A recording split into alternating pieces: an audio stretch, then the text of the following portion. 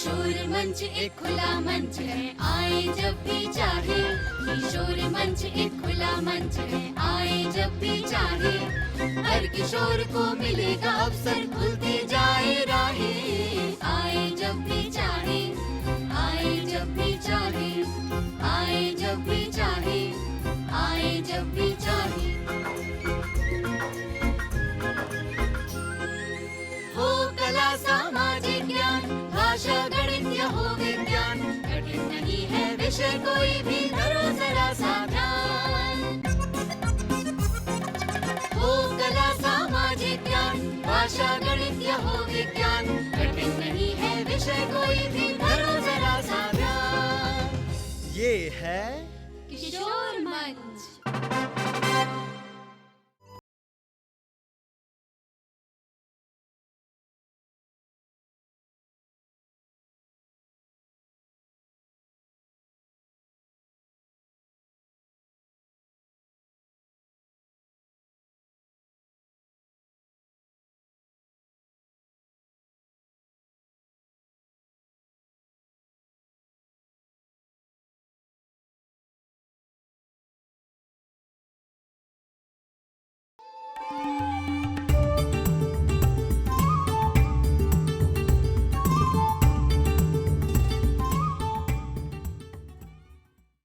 A very warm welcome to the video lecture series in History Class 12th. Today we will continue with our discussion about 5th chapter, which deals with Through the Eyes of Travelers. In this chapter, we will deal with 4 subtopics. 2 we have already discussed. Those are Al-Biruni, the Asian traveler, Ibn Battuta, the traveler from Africa. Rest 2 are Francois Bernier, the European traveler, and various travelers and their accounts. In this session, we will discuss about Francois Bernier, the European traveler. Francois Bernier, the European traveler, gives information about Francois Bernier, comparing Mughal India, that is East, with contemporary Europe, that is West, in his travel account, Travels in the Mughal Empire. Understanding contemporary rural Indian society through Bernier's account and its verification from Mughal official documents. Influence of Bernier on Montesquieu and Karl Marx. Bernier contradicts himself. About Indian urban centers as per Bernier's account, and practice of sati and status of women in Indian society. Between 10th to 17th century, it was not unusual that people from different parts of the world, they travelled to new lands driven by a sense of adventure, or as traders, merchants, soldiers, priests in search of work or to escape from natural disasters. Those who visited new lands, they saw totally different world in terms of physical environment as well as social customs, languages, beliefs and practices of people. One such traveler was Francois Bernier, who came from France, which is a European country. He came to India in 17th century. About Francois Bernier. Like other European travelers as Barbosa from Portugal, French jeweler Tavernier, Italian doctor Manucci, Bernier was a Frenchman who came to Mughal Empire in search of opportunities. He was a doctor, political philosopher and historian. He stayed in India for 12 years and was very closely associated with the Mughal court as a physician to Prince Darashikoh. Darashikoh was the eldest son of Emperor Shah Jahan, and later on he was associated as an intellectual and scientist with Daneshmand Khan, who was a noble at the Mughal court. Comparing Mughal India, that is East, with contemporary Europe, West, in his travel account, Travels in the Mughal Empire.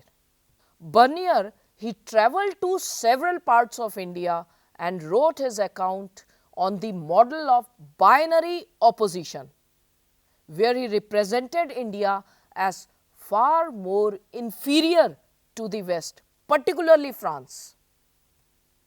Maybe his aim was to convey to policymakers and intelligentsia in Europe that whatever political arrangements they made in Europe was right and appropriate.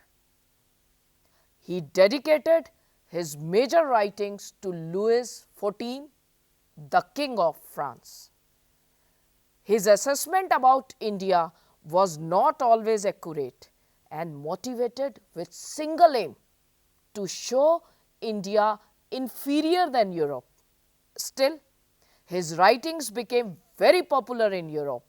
His works reached masses in Europe due to printing, which is in contrast to the works in Arabic and Persian languages, which were generally not published before 1800 and were in circulation as manuscripts. Manuscripts means which were handwritten.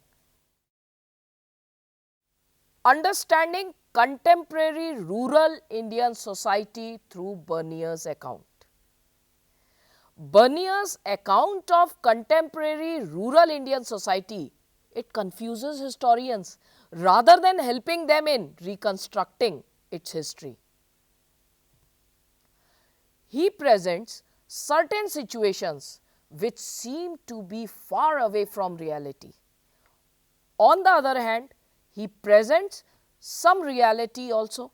For example, according to Bernier, Mughal emperor owned all the lands and distributed it among his nobles, and this had disastrous effect on the economy and society of Mughal empire, whereas in Europe the land had private owners. Secondly, since land belonged to the emperor, so landholders could not pass on their land to their children. So landholders were not interested in long-term investments and expansion of production. This prevented the emergence of the class of improving landlords, which happened in Europe due to private property. This is according to Bernier. Now, there was no improving landlords who had a desire to maintain or improve this land in Mughal empire. So, in India happened a continuous destruction of agriculture, exploitation of peasants and decline in living standards of all sections of society except the ruling class. According to Bernier, Indian society is a mass of impoverished people in control of a small minority of a very rich and powerful ruling class. There is no middle class in India, according to Bernier. So, he perceived Mughal empire as an empire whose king was the king of beggars and barbarians, whose cities and towns were ruined, contaminated with ill air, and its fields overspread with bushes and marshy lands. And who is responsible for such bad state? According to Bernier, this is all because of crown ownership of land. And he wants that if European kings, they followed this Mughal model, then their kingdoms will no more be so rich, flourishing and well cultivated. Rather, it will turn into deserts and ruins, full of beggars and barbarians like in India, according to Bernier. So, he wants to prove that West is far more superior than East, and for this, he oversimplified the land ownership in India. Now, verification of Bernier's description from Mughal official documents. Nowhere in Mughal official documents state claims its sole ownership over land. Abul Fazl, the 16th century official chronicle of Akbar's reign, he describes the land revenue as remuneration of sovereignty.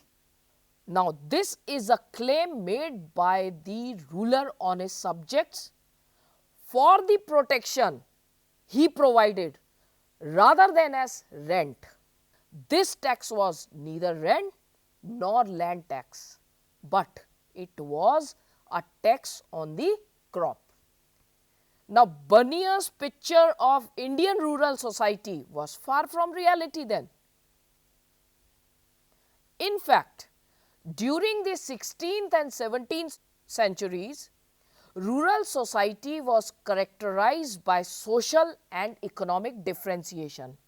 At one end were the big zamindars who enjoyed superior rights over land, and at the other end were the untouchable landless laborers. In between were big peasants who used hired labor and engaged in commodity production, and the smaller peasants who could hardly produce for their subsistence. Influence of Bernier on thinkers like Montesquieu and Karl Marx. From the 18th century onwards, the Western theorists, they got influenced by Bernier's description of East. For example, French philosopher Montesquieu, he developed his theory of Oriental despotism. Orient means East, and Oriental despotism means where all land belonged to king. No private property existed. Kings, they enjoyed absolute power over their subjects. Except the king and his nobles, rest of the people barely managed to survive. And Karl Marx, he gave concept of Asiatic mode of production. This was again influenced by Bernier's description, and in this Asiatic mode of production, Karl Marx says that before colonialism, surplus was appropriated by the state.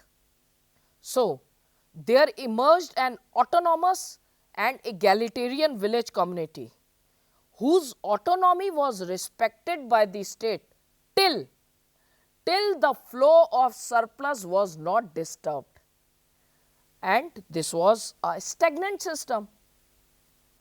Now, we see Bernier, he contradicts himself.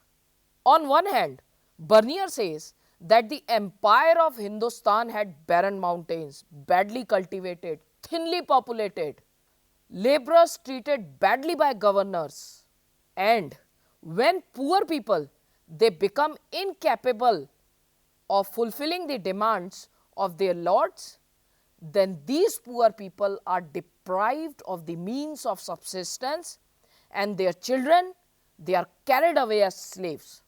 The artisans, they had no incentive to improve the quality of their manufactures. Why? Since profits were taken away by the state. Now, Bernier contradicts himself. How? By saying that a large portion of the empire is extremely fertile.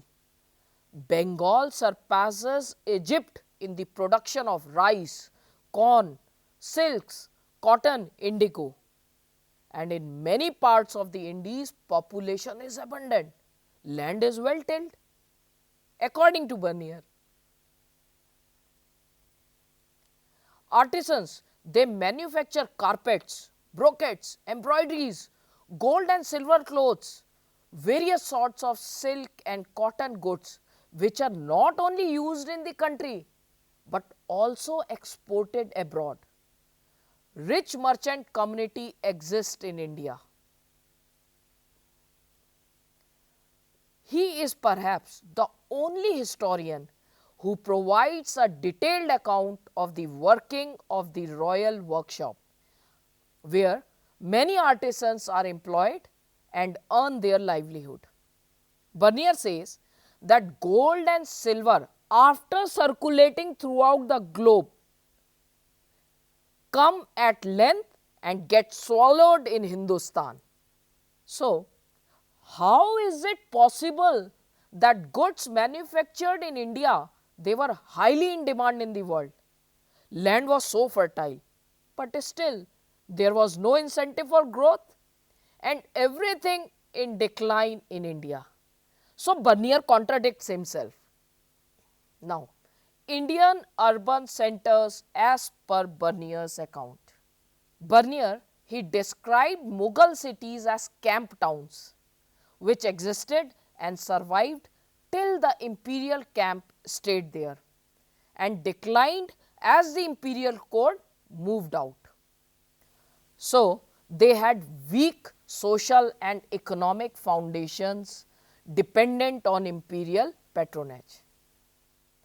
Now, he contradicts himself once again by stating that urban population in India was higher than in Western Europe in 17th century.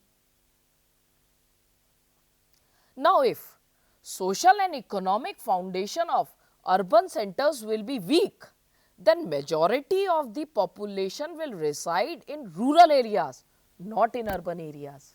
So, he contradicts himself once again. If social and economic foundations of urban centers will be weak, then majority of the population will reside in rural areas, not in urban areas. Above it, there were all kinds of towns, manufacturing towns, trading towns, port towns, sacred centers, pilgrimage towns, etc., etc. This indicates existence of rich merchant communities and professional classes. Merchants in urban centers, they were organized into their own caste cum occupational bodies. Other urban groups included professional classes as physicians known as Hakims or Vaidya, teachers known as Pandit or Mullah, Wakil or lawyers, painters, architects, musicians, etc. Some were dependent on royal patronage. They earned their living by serving their patrons, while still others they served ordinary people in the markets or bazaars.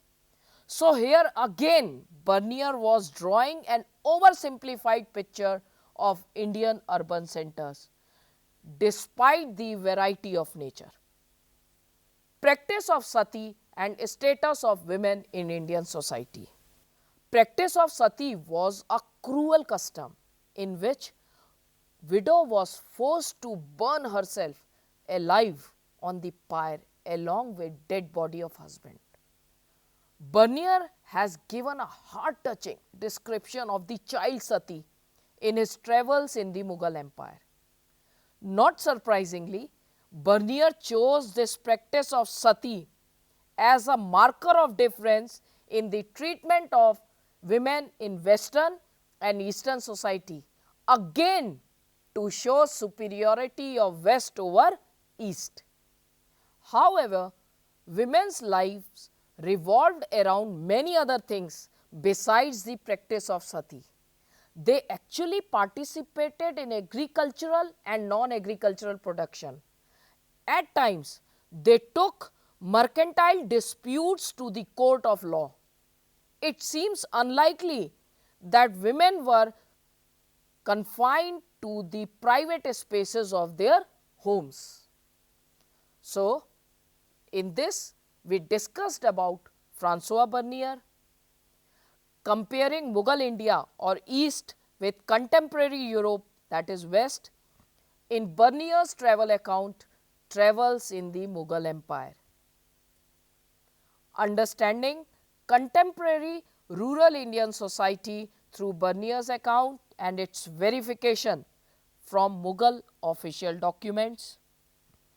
Influence of Burnier on Montesquieu and Karl Marx, and Burnier contradicts himself. About Indian urban centers as per Burnier's account, practice of sati and status of women in Indian society. In our next episode, we will discuss about the last subtopic of this chapter, that is various travelers and their accounts. Thank you.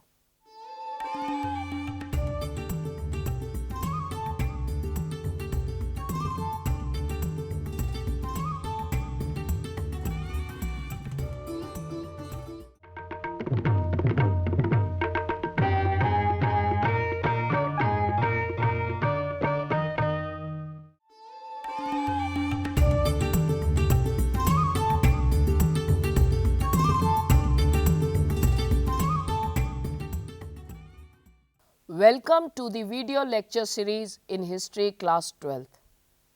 Today, we will continue with our discussion about 5th chapter, which deals with Through the Eyes of Travelers. In this chapter, we have already dealt with 3 subtopics. Those are Al-Biruni, the Asian traveler; Ibn Battuta, the traveler from Africa; Francois Bernier, the European traveler. Today, we will discuss about 4th and the last subtopic of this chapter, that is different perspectives and accounts of travelers. In different perspectives and accounts of travelers, we will discuss about various travelers who visited India, difference between the perspectives of Bernier, Ibn Battuta and Al-Biruni. We will discuss about widespread poverty mentioned in travel accounts, creation and circulation of ideas about India in Europe. Travelers did not always believe what they were told. In the footsteps of Al-Biruni and Ibn Battuta, and contribution of travelogues in reconstructing Indian history from 10th to 17th centuries.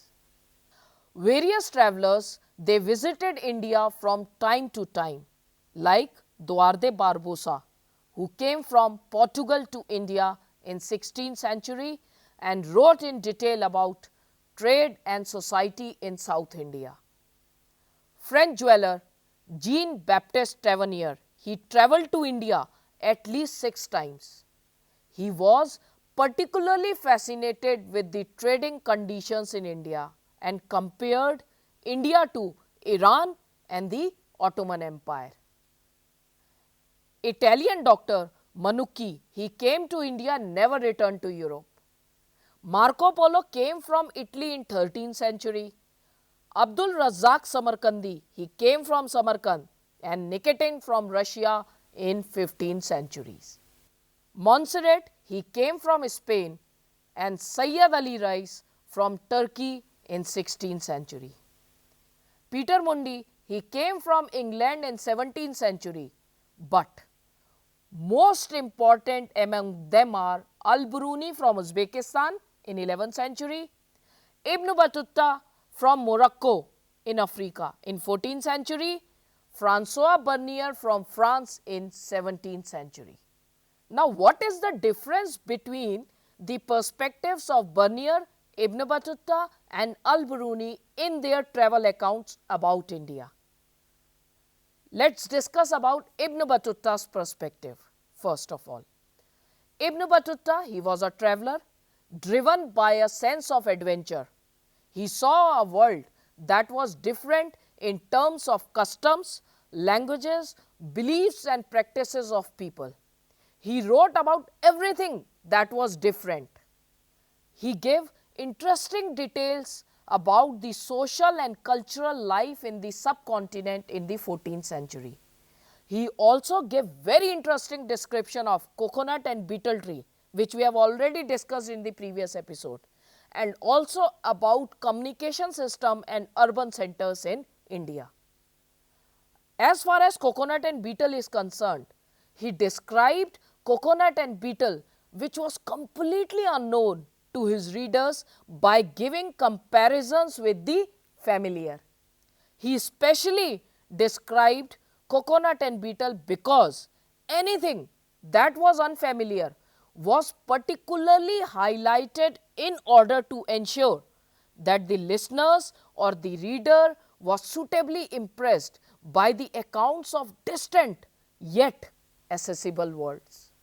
As far as urban centers in India are concerned, Ibn Battuta, he praises the cities and gives description of Delhi and Daulatabad. He calls Indian cities full of opportunities, densely populated, their bright and colorful markets, which were not only places of economic activities, but also the hub of social and cultural activities where public performances by dancers, musicians and singers are given. So, very colorful and lively markets. About Indian postal system. According to Ibn Battuta, the postal system is of two types. First is Uluk or horse post, which was run by royal horses stationed at every 4 miles. Dawa or foot post is the second one. It has 3 stations per mile, means station at every third of a mile, also known as Dawa. Every third of a mile there is a well populated village, and outside the village are 3 pavilions in which sit men ready to start. Each of them carries a rod with copper bells at the top. When the courier he starts from the city, he holds letter in one hand and rod with its copper bells on the other, and he runs as fast as he can. When the men in the pavilion, they hear the ringing of the bell, they get ready. As soon as the courier he reaches there to them, one of them takes the letter from his hand and runs at top speed, shaking the rod all the while, until he reaches the next dawa, that is every third of a mile. And the same process continues till the letter reaches its destination. This foot post was quicker than the horse post and often used to transport the fruits of Khurasan, which were highly in demand in India.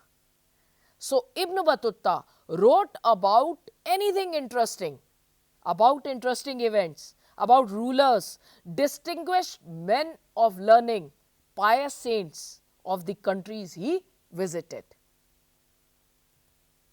He narrated about new things which gave entertainment to the mind and delight to the ears and eyes, with a variety of curious particulars which aroused interest in the new lands.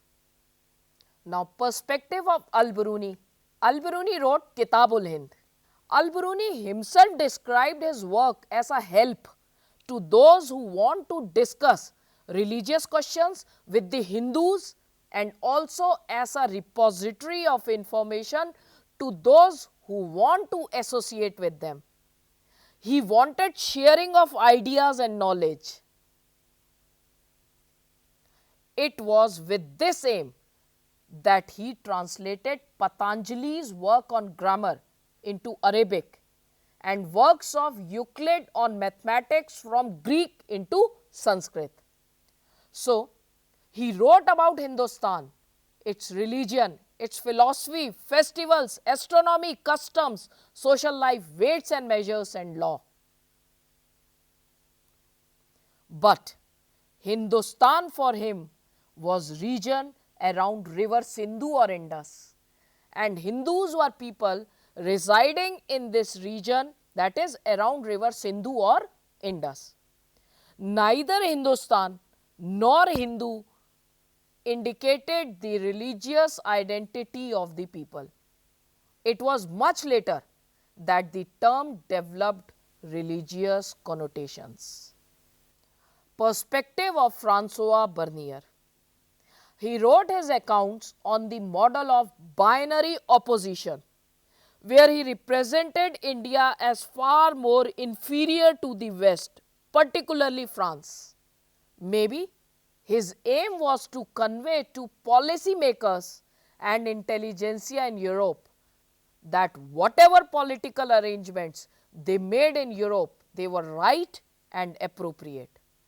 He called Mughal emperors barbarians and kings of beggars. He oversimplified the land ownership in India by saying that the Mughal emperors owned all the land and there was no private ownership of land in India. He failed to see that the tax taken by the Mughals was neither rent nor land tax. Rather, it was a tax on the crop demanded by the rulers against the protection it provided to its subjects. Everywhere in his account, we can feel his strong desire to prove that West is best. About widespread poverty mentioned in various travel accounts. Bernier stayed in India for 12 years, from 1656 to 1668. Just like Bernier, a Dutch traveller, Pelsart, he visited India during the early decades of the 17th century. Like Bernier, he also wrote about widespread poverty in India. He says, "Poverty is so great and miserable that the life of the people can be depicted or accurately described only as the home of stark want and the dwelling place of bitter woe." He also held state responsible for such poverty and says, "So much is wrung from the peasants, that is, so much is extracted from the peasants, that even dry bread is scarcely left to fill their stomachs." Creation and circulation of ideas about India in Europe. Bernier's and writings of other European travellers, it reached the masses of Europe due to printing and circulation of their books. This produced an image of India. Later, after 1750, when Indians like Sheikh Itsamuddin and Mirza Abu Talib, they visited Europe and they confronted this image that Europeans had of Indian society. They tried to influence it by producing their own versions of matters. Travellers, they did not always believe what they were told. For example, when faced with the story of a wooden idol that approximately lasted for 2,16,432 years, Al-Biruni asked, how then could wood have lasted such a length of time, and particularly in a place where the air and the soil are rather wet? God knows best. In the footsteps of Al-Biruni and Ibn Battuta. In the centuries between 1400 and 1800, many travelogues about India were written in Persian language. At the same time, Indian visitors to Central Asia, Iran and Ottoman Empire, they also wrote about their experiences. These writers, they followed in the footsteps of Al-Biruni and Ibn Battuta and had sometimes read these earlier authors. Among the best known of these writers were Abdul Razzaq Samarkandi, who visited South India in the 1440s. His travelogue is an interesting mixture of emotions and perceptions. On the one hand, he did not appreciate what he saw in the port of Calicut, that is present day Kozhikode in Kerala, which was populated by a people the likes of whom I had never imagined, describing them a strange nation. Later, in his visit to India, he arrived at Mangalore and crossed the Western Ghats. Here he saw a temple that filled him with admiration, and he says, "Nowhere in the world can it be found." The temple was square, approximately 10 yards height, 5 yards in height, all covered with cast bronze with 4 porticos.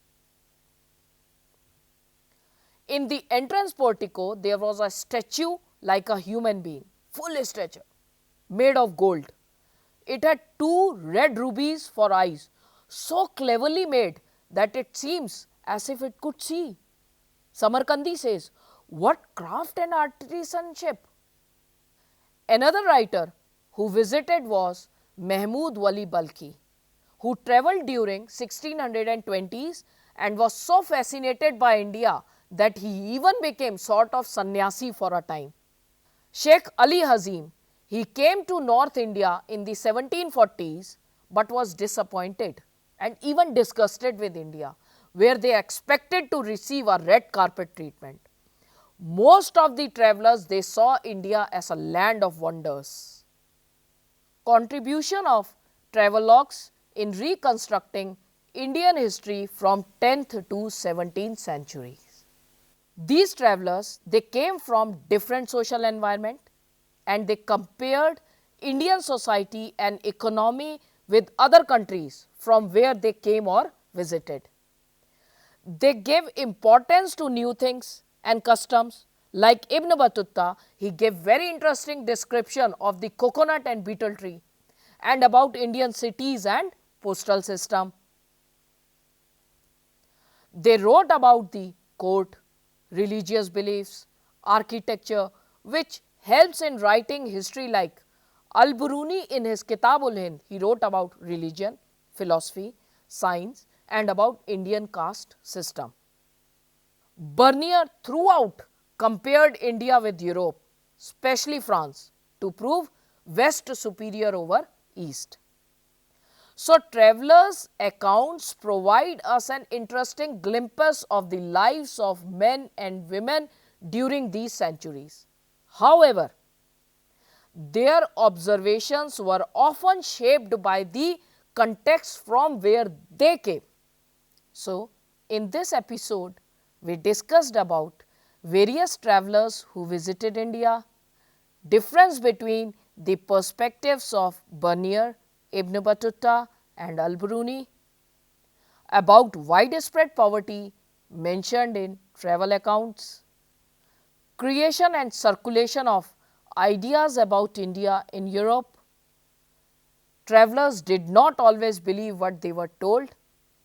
In the footsteps of Al-Biruni and Ibn Battuta, contribution of travelogues in reconstructing Indian history from 10th to 17th century. The next chapter we will discuss about is 6th chapter, that is Bhakti Sufi traditions from 8th to 18th century. Thank you.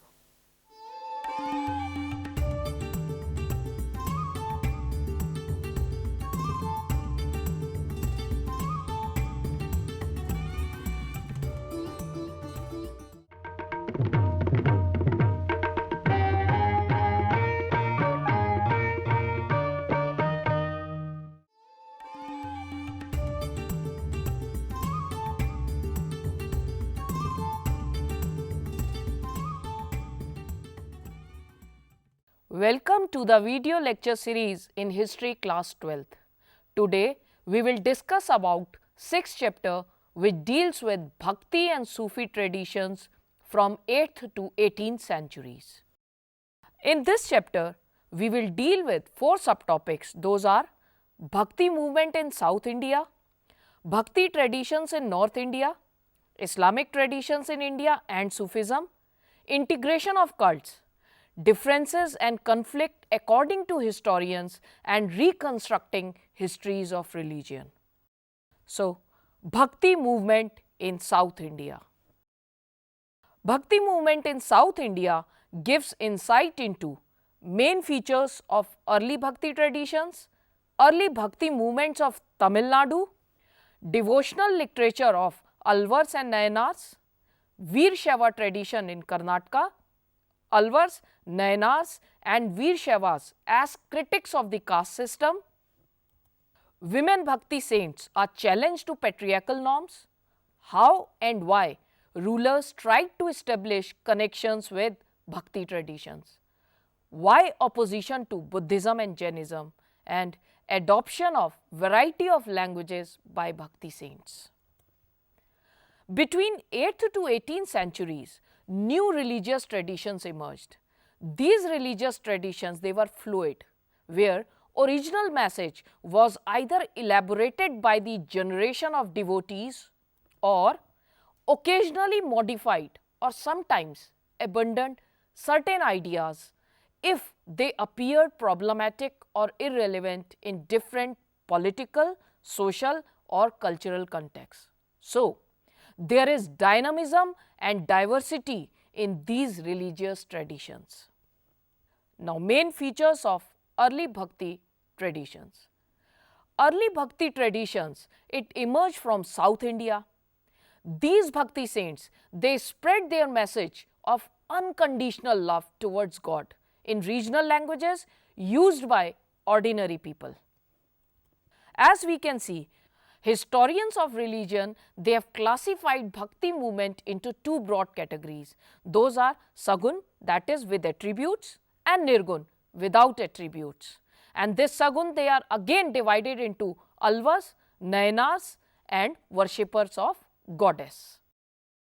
Sagun with attributes, often they conceptualize their god in anthropomorphic forms, whereas Nirgun means without attributes. They often worshipped an abstract form of God.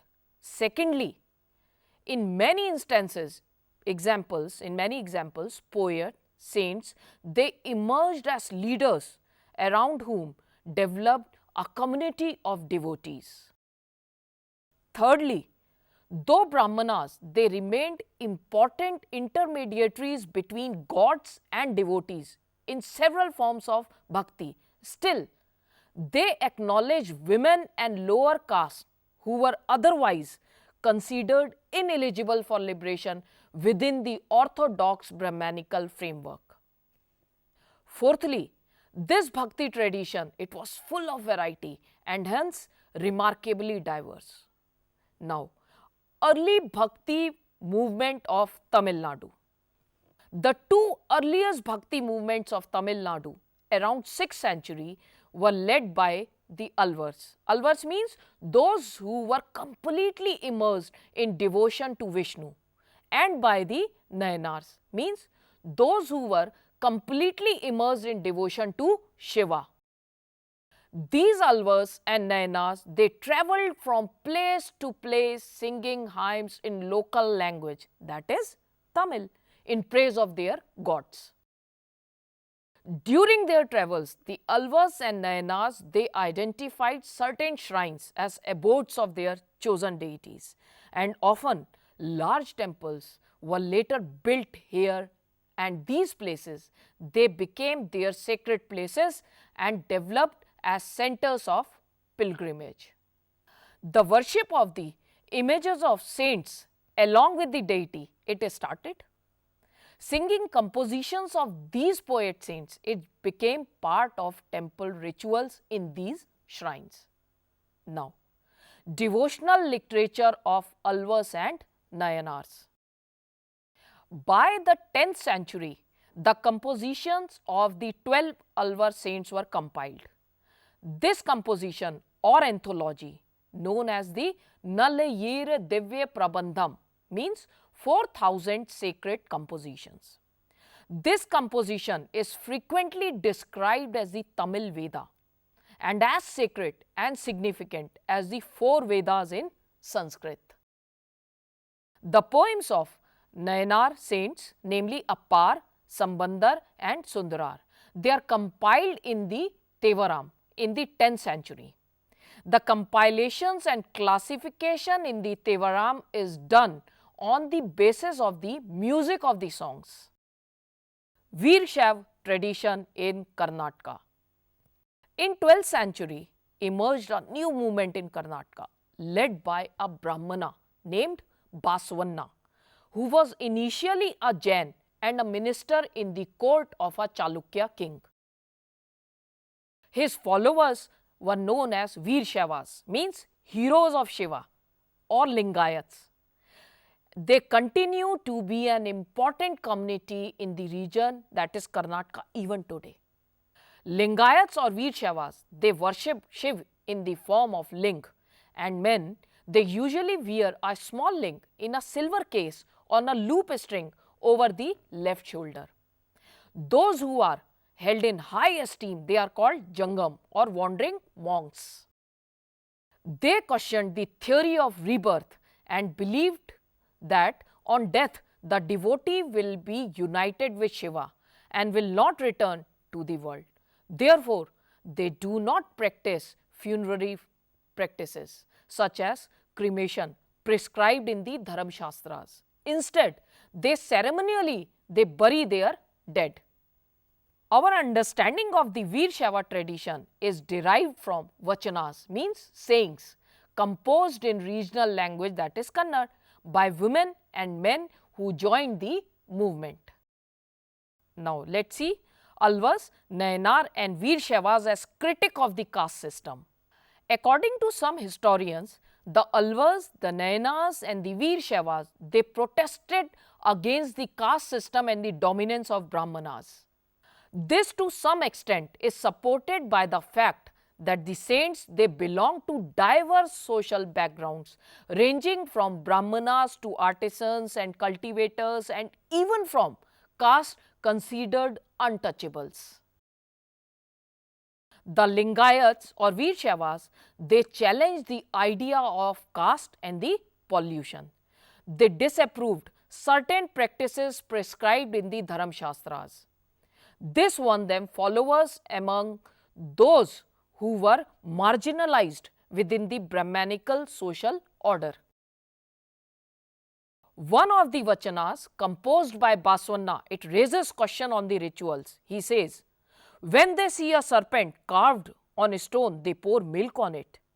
And if a real serpent comes, they say, kill, kill. To the servant of the god who could eat if served, they say, go away, go away. But to the image of the god which cannot eat, they offer dishes of food. Against caste system, an Alvar named Tondaradiyoppi, he says, you, Vishnu, likes those servants who express their love for your feet, though they may be born outcast, more than the Chaturvedins, who are strangers and without devotion to your service. Similarly, Appar, a Nayanar saint, he says, of what use are your Gotra and Kul? Just bow to Marperu's lord. That is, Marperu means Shiva who resides on the Marperu in Tanjavur, Tamil Nadu. So, just bow to Marperu lord as your sole refuge. By calling the Nalayir Divya Prabandham, that is one of the major compositions of the Alvas, as the Tamil Veda and claiming it to be as significant as the 4 Vedas in Sanskrit that were cherished by the Brahmanas. Again, it is a challenge to the traditional caste system. Now, let us see how these women bhakti saints, they were challenged to patriarchal norms. Presence of women saints is an important feature of bhakti movement. For example, the compositions of Andal, she is a women Alvar saint.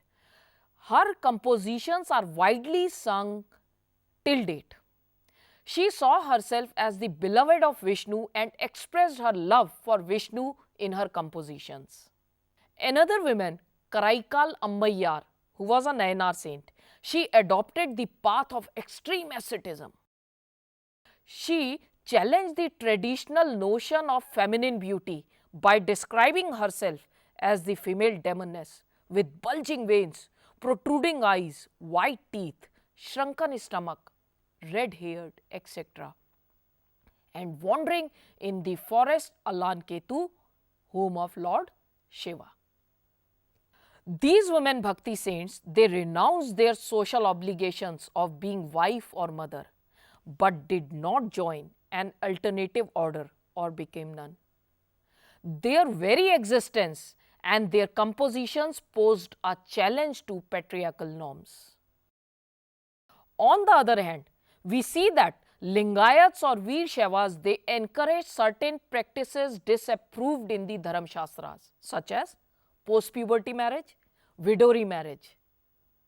Now, how and why rulers tried to establish connections with Bhakti traditions?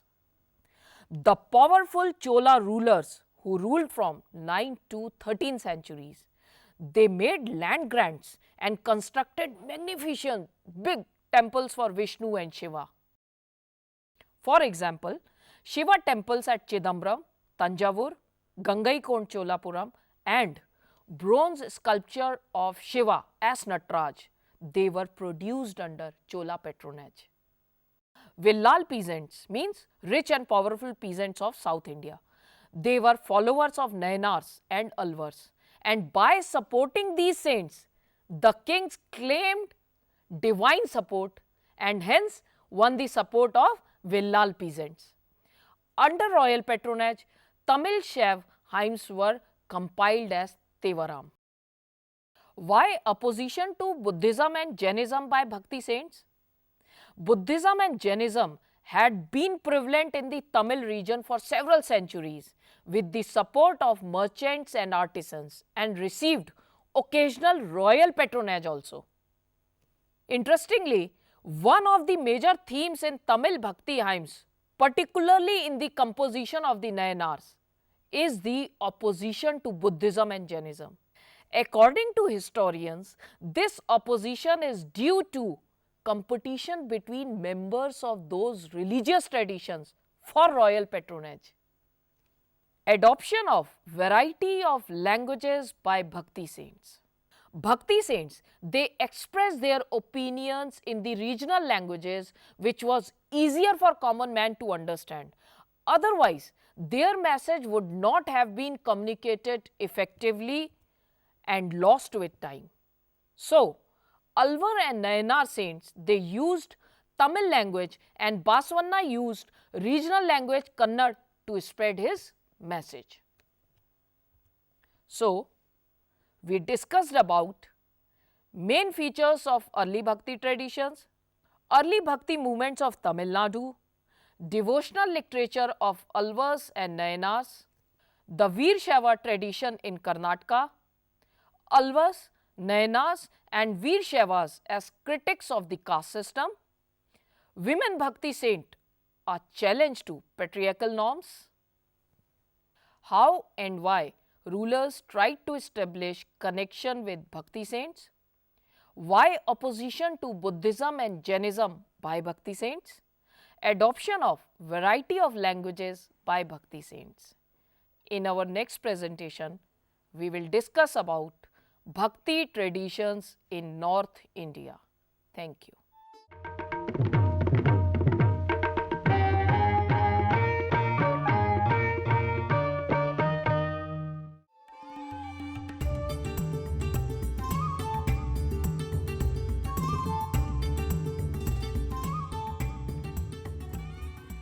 Welcome viewers, I am Mamta. Continuing chapter 3, today we will be covering the techniques of stress management. Now, understanding coping, moving on to the concept of managing stress, how to handle stress. Once we know that we are facing a lot of stress in our day-to-day life, once we are aware that there are conditions which are putting us under a lot of pressure, now comes how to handle them, how to manage them, how to deal with them effectively, so that we are able to come out of them successfully. We have 6 management techniques under it. Most of the workshops on stress today are focusing on these areas, how to manage stress once you know that you are facing it. First technique is a relaxation technique. Now, this technique, as such, as the name suggests, relaxation. Now, most of the people misinterpret it to be only mind-related relaxation, but it is not so. It is actually dealing with the body relaxing. So, when the body relaxes, automatically the mind relaxes. but relaxation technique by and large focus only on the relaxation of the body so that the body system calms down. Now, how is it done? Now, for this you need to sit straight with your back straight, and this technique is from the legs to the head. So, at the point the feet are contracted first, so just contract your feet and feel that stretching, and then after doing it for 10 seconds, then relax the feet. So, once you do this contracting of the feet, then you further move on to the lower legs. Again, feel the tightness in the lower feet just below the knees for 10 seconds, do it, and then again relax it for 10 seconds. This tightening further moves on to the knees, tighten it for 10 seconds, and then relax it for the other 10 seconds. So, like this, tightening and relaxing from the lower part of the body, then the thighs, 10 seconds contracting, and then relaxing for 10 seconds. This is known as progressive muscle relaxation. So, muscles are first tightening up, feeling the stress, feeling the tension, and then they are relaxing or lightening, releasing that accumulated stress. Then it further moves on to the rest of the body, particularly the hands and the back muscles where again tightening is experienced, the neck muscles again where tightening is experienced, the shoulders tightened and then loosened up, the facial muscles tightened and then loosened up. So, that is progressive muscle relaxation from the lower part of the body to the upper part of the body. Now, it is important to do such techniques over a regular basis. If it is done for one day and then left over for a month, then it will not have its impact. So, it is very important for regularity if you really want to curb your stress. Second concept that we have, which is the second strategy to calm down the mind, is known as meditation. Now, this is a very centered, very concentrated, centered and focused technique where a person is still, is aware of the present moment. So, here we are not really doing anything, because a lot of people feel that what are we doing when we are meditating, and they are really scared of the term called meditation, because they are so scared of sitting all by themselves, they are so scared of sitting idle, and they somewhere feel that if you are not doing anything, not with a cell, not with a TV, not with talking to somebody, not with a book, what do we do? And that basically shows how much you are stressed out, because you are not even ready to sit with yourself, you are running away from yourself. You are not even able to spend time with yourself, which comes as a bigger stress buster, because here we are escaping our own selves. We are feeling lonely from our own selves. Now, this is where meditation comes in very handy. There are different types of meditation which ultimately have the same purpose, and there could be a meditation propagated by one particular organization, there could be one for another, but ultimately they have the same goal of relaxing your mind, to calm down your mental muscles and to relax your mind, and for you to get in touch with your own self. Let's look at a kind of meditation. I'll demonstrate the technique. Here you need to sit with your eyes closed, comfortably, with your back straight and with your hands on your knees. Just focus on your breathing. With your eyes closed, become aware of your breath. Each and every breath that you take is within your focus. Not even a single breath is outside your awareness. When you breathe in, become aware of this breath. Become aware of where it travels in your body, from your nostrils to your throat, to your chest muscles and to your abdomen. When you breathe in, expand your abdomen like a balloon and slowly fill in the air, the fresh air, the oxygen. And when you breathe out, visualize all the toxins being released from your body. All your focus is on this breath. Now visualize a golden light entering your forehead. This warm golden light is covering the whole of your head, so warm and so light. Moving on to your forehead, the portion between your eyes, the eyebrows. It further relaxes and moves on all the features of the face, the ear, the throat, the neck muscles.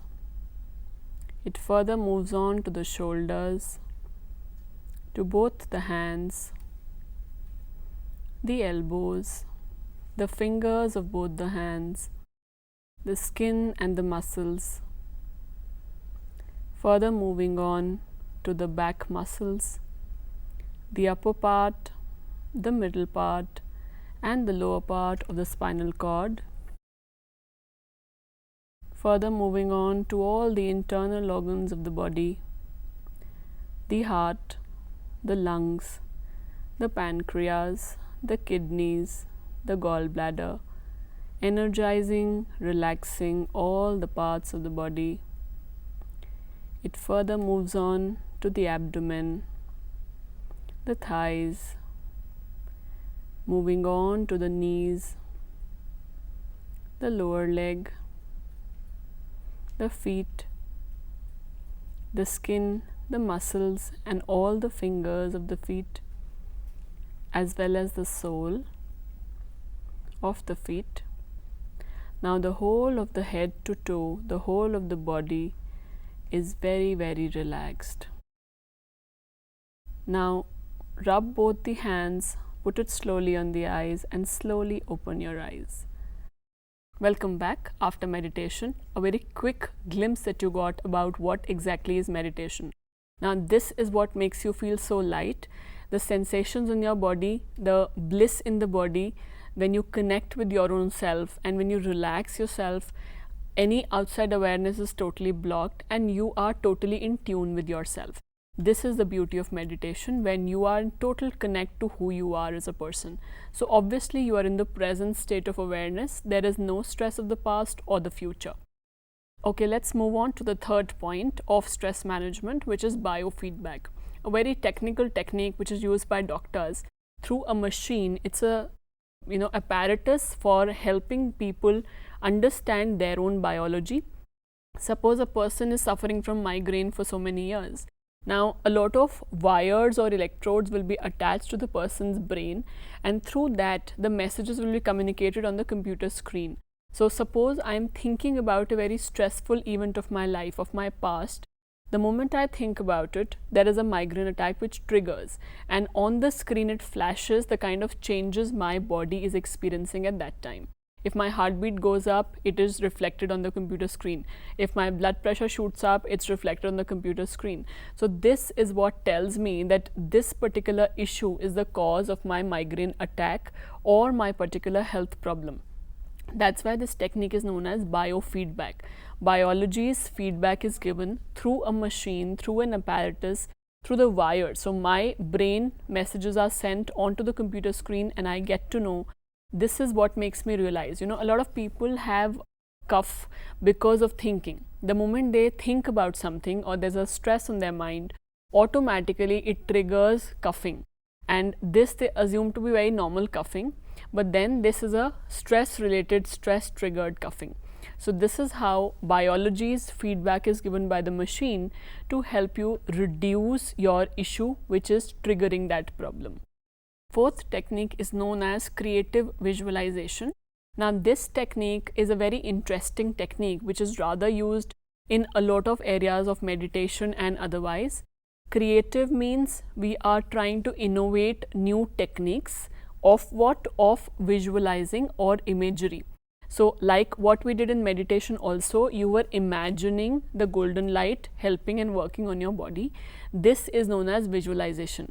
Now suppose I'm very upset about something. Somebody said something to me which I did not like.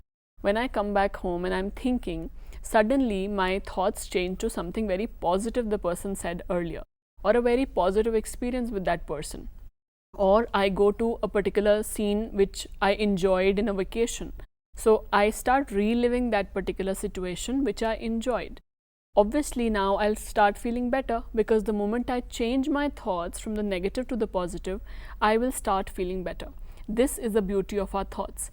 Although they are very automatic and we do not even realize how quickly they have an impact, but then this is how visualization works. Every thought creates an image in our mind. It is on us how we create it, because every thought is in our control. If we choose our thoughts consciously and deliberately, we are getting back the power to control our life and to attract different situations in our life the way we want it exactly. So this is known as creative visualization, where what you're trying to do is you are trying to imagine and visualize using your imagination power in a very creative manner. Next technique that we have is cognitive behavioral technique. A very good therapy as such, a very specialized form of therapy also, cognitive behavior technique. As the term suggests, it deals with the thoughts, it deals with implementing those thoughts into the behavior. And how do we do it? We basically try to identify the negative thought patterns which are affecting the mind and identifying those negative thought patterns. In fact, in this, we are trying to understand Meichenbaum's self-inoculation training technique, which basically means that a lot of self-instruction, self-counseling, self-talk is being done, and through that people are able to understand themselves and change their behaviors accordingly. So this self-instruction technique involves 3 processes.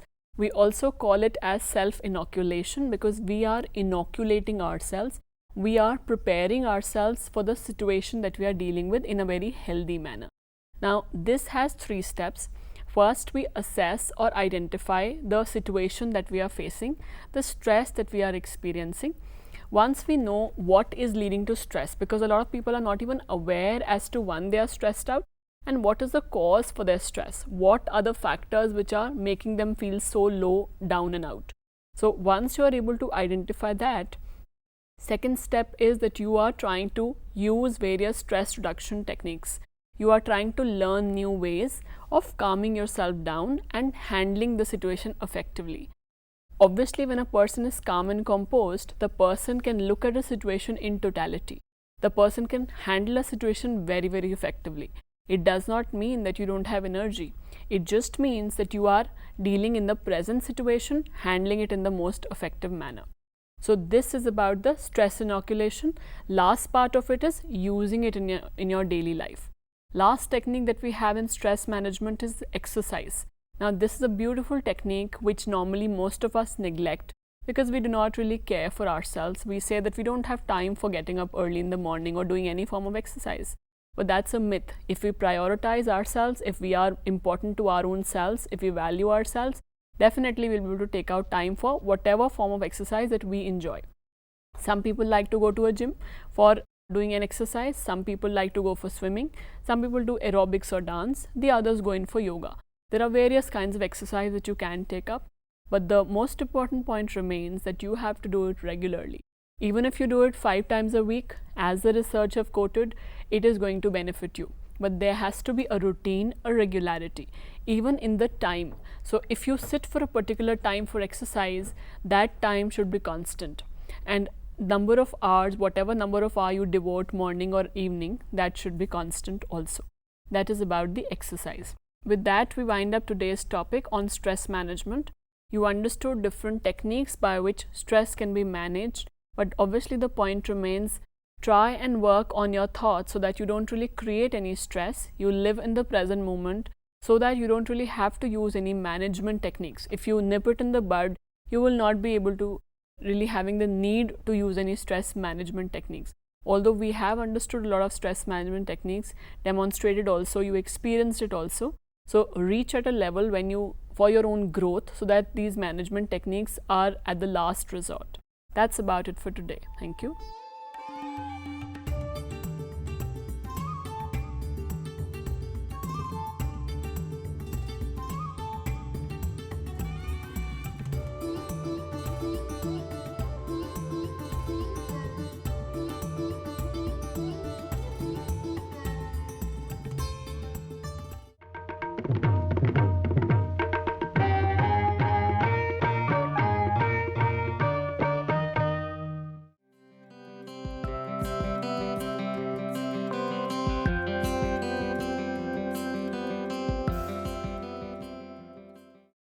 Hello students. Today we will talk about the distribution of oceans and continents. In this topic we will talk about the continental drift theory. We will also talk about the evidences in support of this hypothesis and the new theories which emerged after the continental drift theory.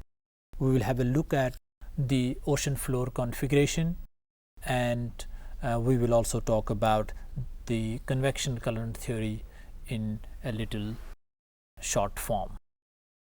Now, if we have a look at the world map, you can see almost 29% of the surface of the earth is covered with continents. Now, the position of the continents and the ocean bodies as we see them today in the map has not been there in the past. If we have a closer look at this map, we can see that there are some striking similarities which we can notice with respect to the positions of different continents. Now, if this was not the position what the continents have at present, then the two questions arise: what was the position earlier, and when, how and why did they move from their usual positions? One of the explanations, earliest explanations to this was given by Alfred Wegener in 1912 when he talked about the concept what we call as continental drift theory. According to Wegener, all the continents formed a single continental landmass known as Pangaea, and this was surrounded by a mega ocean what we call as Panthalassa. Around 200 million years ago, the supercontinent Pangaea began to split. This first broke into two large continental masses, Laurasia and Gondwana land. Laurasia forming the northern part and the Gondwana land forming the southern components respectively. And subsequently, Laurasia and Gondwana land continued to break into various smaller continents that exist today. You can have a look at this map to see how this Pangaea began to break. Now, there were some evidences in support of the continental drift which he put forth. He gave the concept of jigsaw fate, wherein the shorelines of Africa and South America facing each other have a remarkable and unmistakable match. He talked about the age of some rocks having the similar age across the oceans. Then he also talked about the tillite, that is the sedimentary rocks formed out of the deposits of glaciers which are found on Gondwana system of sediments from India, is known to have its counterpart in 6 different land masses of the southern hemisphere. How would this have been possible if these would not have once been part of the same land mass? This clearly demonstrates that leads remarkable similar histories of the land masses. Placer deposits, the occurrence of rich placer deposits in the gold in the Ghana coast, and the absolute absence of surface rocks in the region is an amazing fact. The fossils have also been found across the India, Madagascar and Africa, and they also are considered to have similar striking similarities. This is the diagram which depicts the fragmentation of the Pangaea into different parts and their wandering of these continents over a period of time. If you see this diagram, you can see how the present day continents have changed their position over the period of history. With respect to the force of the drift, what was responsible for drifting of these continents, Alfred Wegener put forth that there were two main forces which were responsible for drifting. One was the pole fleeing force and other was the tidal force. Pole fleeing force relates to the rotation of the earth, while as the tidal force is due to the gravitational attraction of the moon and the sun, and which the tides develop tides in the oceanic waters. Wegener argued that these were the forces which were effective when applied over millions of years. However, other scientists were not convinced about that these forces would be responsible to bring in such a huge change with respect to the movement of the continents. And a number of new studies came after the Wegener put forth his theory. One of the most convincing theories about this was the convectional current theory put forth by Arthur Holmes in 1930. It discussed the possibility of convection currents operating in the mantle portion of the earth as one of the forces responsible for drifting of the continents. He said that these currents are generated due to the radioactive elements causing thermal differences in the mantle portion. Holmes argued that there exists a system of such currents in the entire mantle of the earth. When later on expeditions to map the oceanic flow in the post-war period provided a detailed picture of the ocean flow. It indicates the existence of submerged mountains and trenches, mid-oceanic ridges in the ocean flow. These provided enormous information about the topography of the ocean, and as such the dating of the rocks took place, which talked about the age of the oceanic rocks. It was also found that oceanic rocks were much younger in age as compared to the continental rocks. When we talk about the ocean floor configuration, there are continental margins. These are the transitional zones between continental shores and the deep sea basins. They include continental shelf, slope, continental rise and deep oceanic trenches, the basal plain, the mid-oceanic ridges, and of course other similar features and forms. If we have a look at the distribution of the earthquakes and volcanoes on the world map, you can see that we have a striking similarity with respect to the line of central parts of Atlantic Ocean, almost parallel to the coastlines. A line of dots, you can see it over here. Now these volcanic spots and volcanic eruptions and hot spots are of course extend the Indian Ocean. It bifurcates a little south of the Indian subcontinent, with one branch moving into East Africa and other meeting a similar line from the Myanmar to New Guinea. Now the shaded belt shows another area of concentration, coincides with the alpine Himalayan system and the rim of the Pacific Ocean. The map of volcanoes also shows a similar pattern. Now these all features point towards the distribution of the mid-oceanic ridge, almost coinciding with the shallow earthquake centers in the oceans. It mainly gives an idea that the rim of Pacific is also the ring of fire, because there are active volcanoes in this region. Mapping of the ocean floors has given a new dimension to the study of the distribution of oceans and continents. Expeditions to map the oceanic flow in the post-war period provided a detailed picture of the oceanic relief. It indicated the existence of submerged mountain ranges, deep trenches, mostly located closer to the continental margins. The mid-oceanic ridges were found to be most active in terms of volcanic eruptions. The dating of the rocks from the oceanic crust revealed the fact that the latter is much younger than the continental areas. It gave us some evidence that there is some activity taking place in the oceans where the continental crust is thinner. Rocks on either side of the crest of oceanic ridges are having equidistant locations from the crust were found to have remarkable similarities both in terms of their constituents and their age.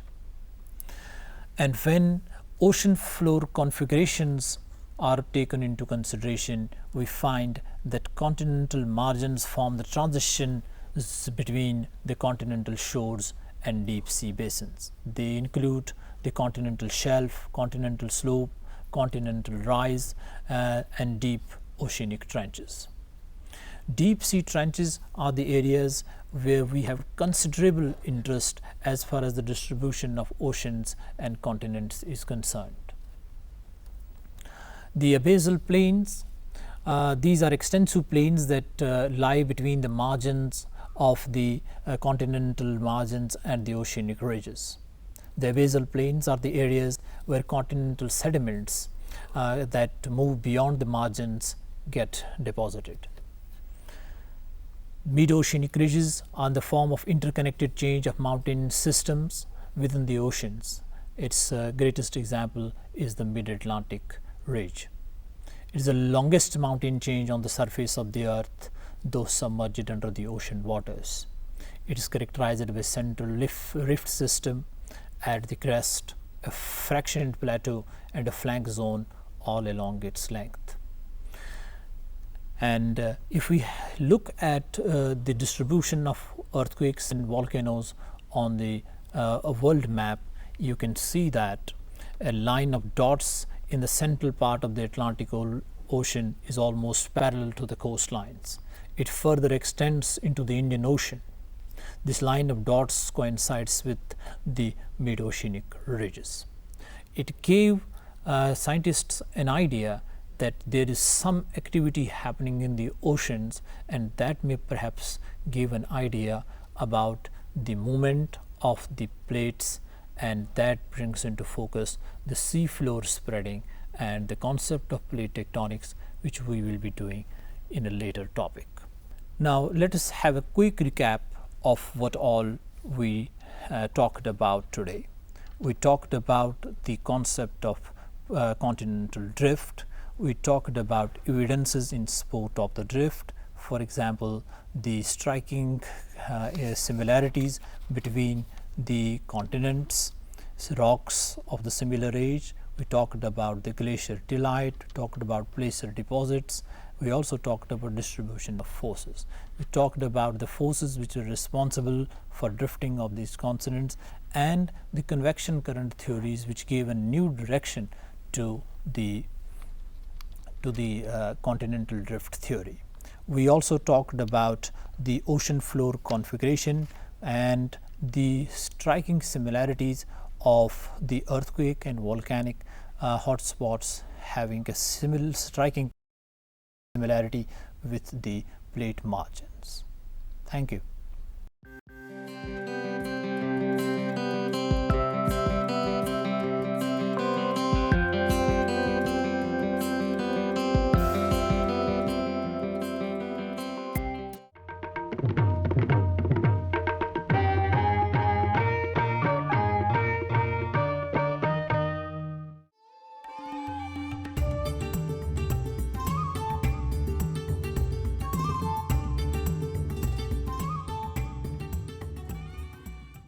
Hi, I'm Mamta. Continuing chapter 4, Human Development, we've understood about prenatal stage and infancy. Let's look at childhood now. When we talk about childhood, we understand that the growth of a child is relatively slow as compared to infancy. It's a relatively stable phase, although the child from early childhood is learning a lot, but as compared to infancy, it is relatively slow. The child develops physically, gains height and weight, learns to walk, learns to run. So a lot of milestones in speech as well as in motor development are being accomplished and the child is able to play, jump, run around, is able to expand his world right from the parents and the family to other adults at around home and school. Now, talking about the physical development, we have two important principles. First is cephalocaudal development. Cephalocaudal development proceeds from the cephalic region, that is the head region, to the caudal region, that is the tail region, that is the feet. Now, children, if you ever observe, gain control of the head muscles first, and then they start using their arms for crawling, and then they start using their feet for crawling. So, also when we observe them, the head is proportionately larger than the rest of the body. As the child grows up, the rest of the body slims down in line and in proportion to the head. Second principle that we have is the proximodistal development. Proximodistal means the development takes place from the center of the body and then takes place towards the extremities. So, whenever you notice any child, he will first turn around completely to take in whatever he wants and then start using the precise hands and legs. So, the distance from the torso or the center abdomen, and then the development goes on to the extreme parts of the body, that is the hands and the legs. Next, we have the motor development.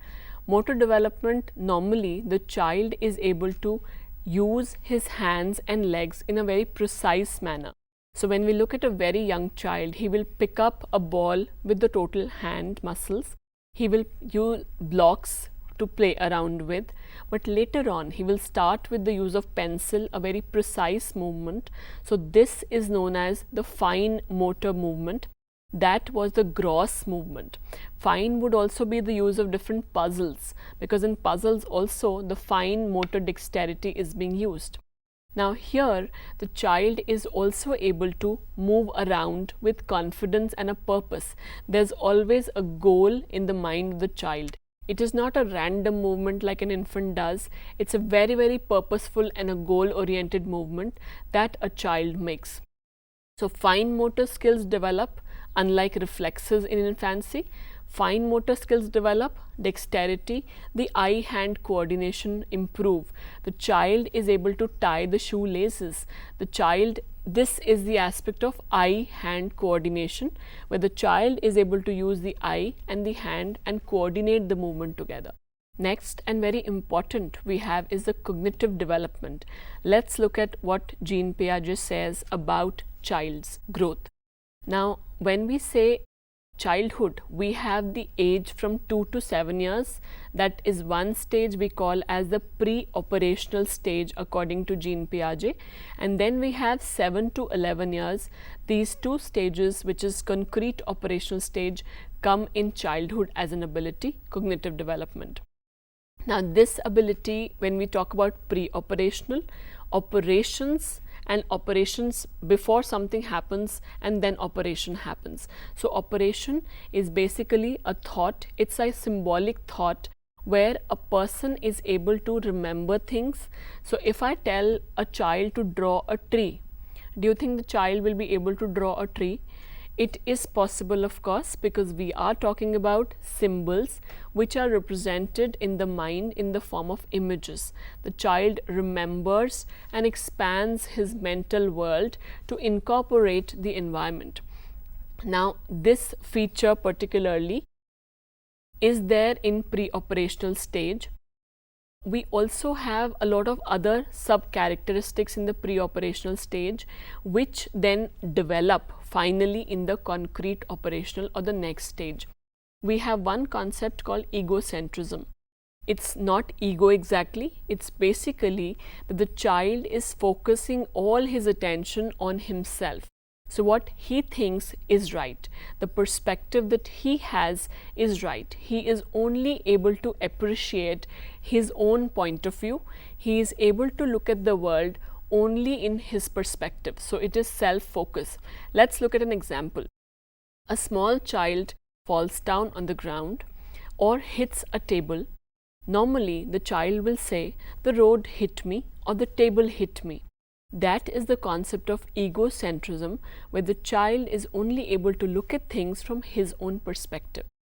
Then we have another concept called animism. Animism is the thinking that all the other things which are non-living also are living. That is what the child assumes, that like my own self, the outside things, the non-living things also have a self in them. For example, we say the concept of Chanda Mama. Now, obviously the moon is a non-living object, but we attribute human-like qualities to it, living qualities to it. That is also known as personification in English. Let's look at the next very important feature which is there in the pre-operational stage, which we call as centration. Now, this is a tendency of a child to focus on a single characteristic feature of an object or an event. For example, the child says, I want to have water from this big glass and not from a wide object. Now, obviously, because the child is only looking at the height and not looking at the width and the depth, the child can only take in one feature and not combine and understand that one feature can get converted into the other. A lot of experiments were done where it was done in front of the child that from a large box, from a large tank, the water was transferred in front of a child into another container, which was a little deep and wide. Now, the child was asked that is the water content same in both? Now, surprisingly, the child's reply was that no, the water content is more in the taller glass, the larger glass. Even if in front of the child it is done, still because the child is not able to focus on the height, the width and the breadth simultaneously, that is why the child assumes this. A lot of such examples are there in our daily life. A child is asked, this girl, is she a daughter? Is she a sister? Is she a friend? Is she a student? The child will say, no, she is just my sister. She is not the other things. So, the other characteristics are not understood in the pre-operational stage. Similarly, if we tell a child, is it yellow colored flowers? Are the flowers more or are the yellow colors more? Now, here also the child gets confused because both the aspects are not being incorporated by the child. Now, these factors that we've understood automatically change when we move on to the concrete operational stage, because in this stage the child is able to develop cognitively and he is able to use the concrete objects outside. He is able to represent them in the mind. Now, this child in concrete operational stage, the next stage according to Jean Piaget from 7 years to 11 years will not have egocentrism. Centration will get over and the child will incorporate a lot of characteristics together, and also animism will also get over because now the child understands the difference between a living object and a non-living object. Now, in this stage we are talking about a very intuitive thought dealing with operations. There is no logic to it. It is only the mental actions that allow the child to do mentally what was done physically before. So, whatever is seen outside is now represented in the brain. For instance, a child is asked the steps of making a certain food like Maggi. The child not just doing it, but can mentally also tell you the whole procedure and the whole process.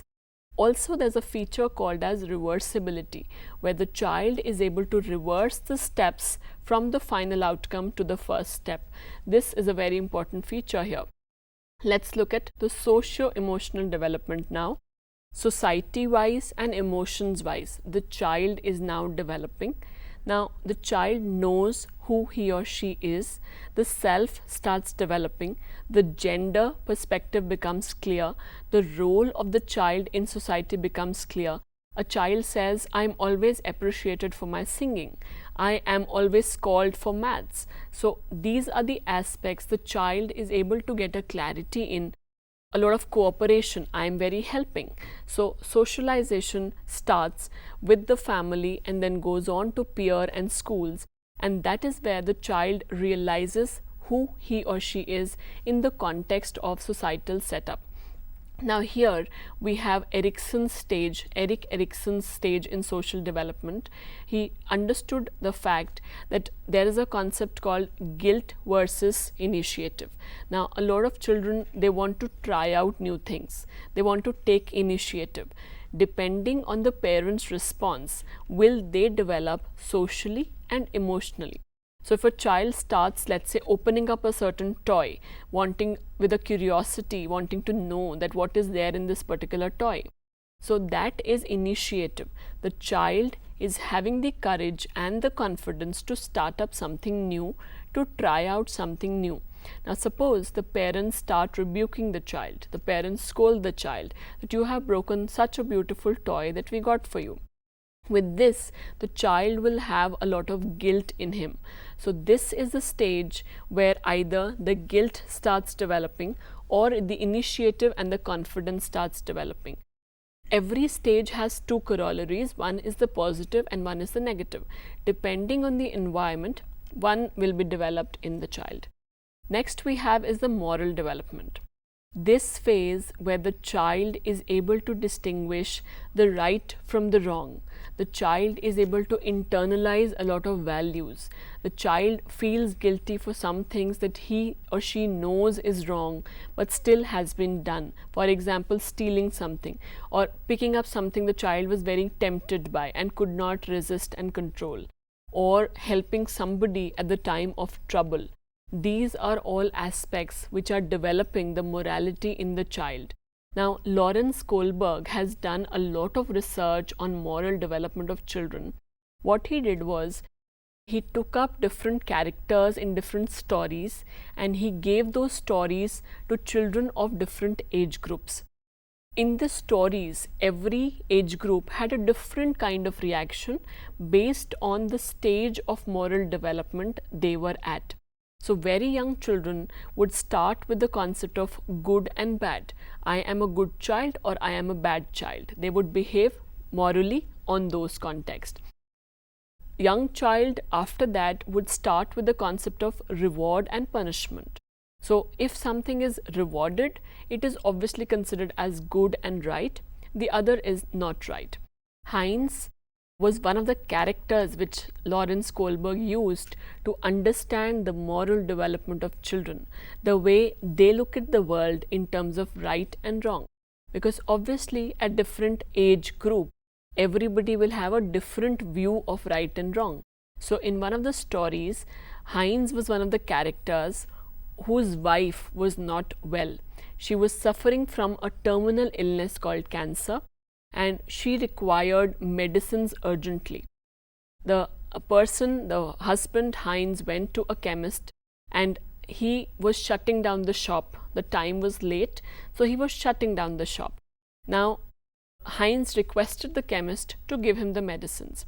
Now, this chemist did not agree because he was getting late. It was time for him to go back. Now, at this stage, children are asked, what is right? What should be done? What should Heinz do? Looking at their reaction, Lawrence Kohlberg developed the different stages of moral development in childhood, where first two phases were talking about what is right and wrong in terms of good and bad and in terms of reward and punishment. That is about moral development in childhood. Let's sum up for today. Today we understood all the kinds of development in childhood, starting from the emotional development, social development, cognitive development according to Jean Piaget, where we looked at two approaches, from the pre-operational to the concrete operational. Then we understood the aspect of physical development in childhood, cephalocaudal and proximodistal, and then talking about finally the motor development, particularly the gross motor development and the fine motor development. That's about it for today. Thank you.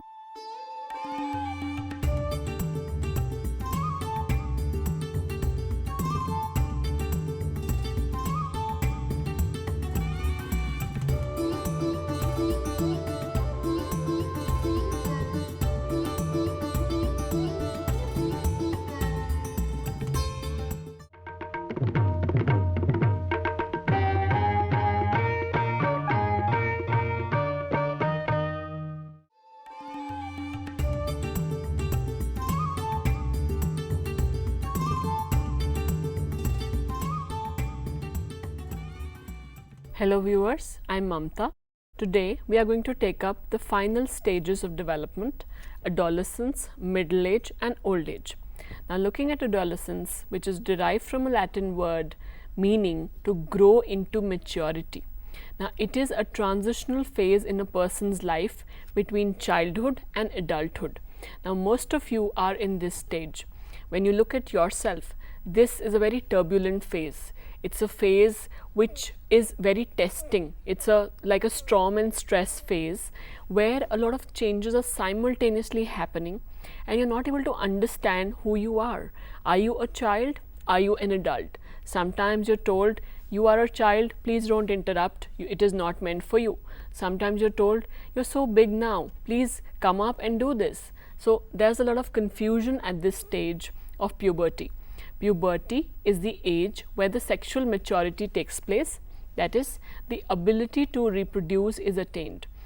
Now, when we look at adolescence in general, think about yourself and understand yourself from this perspective. What are the qualities that you are having which is different from childhood? Adolescents are into experimentation.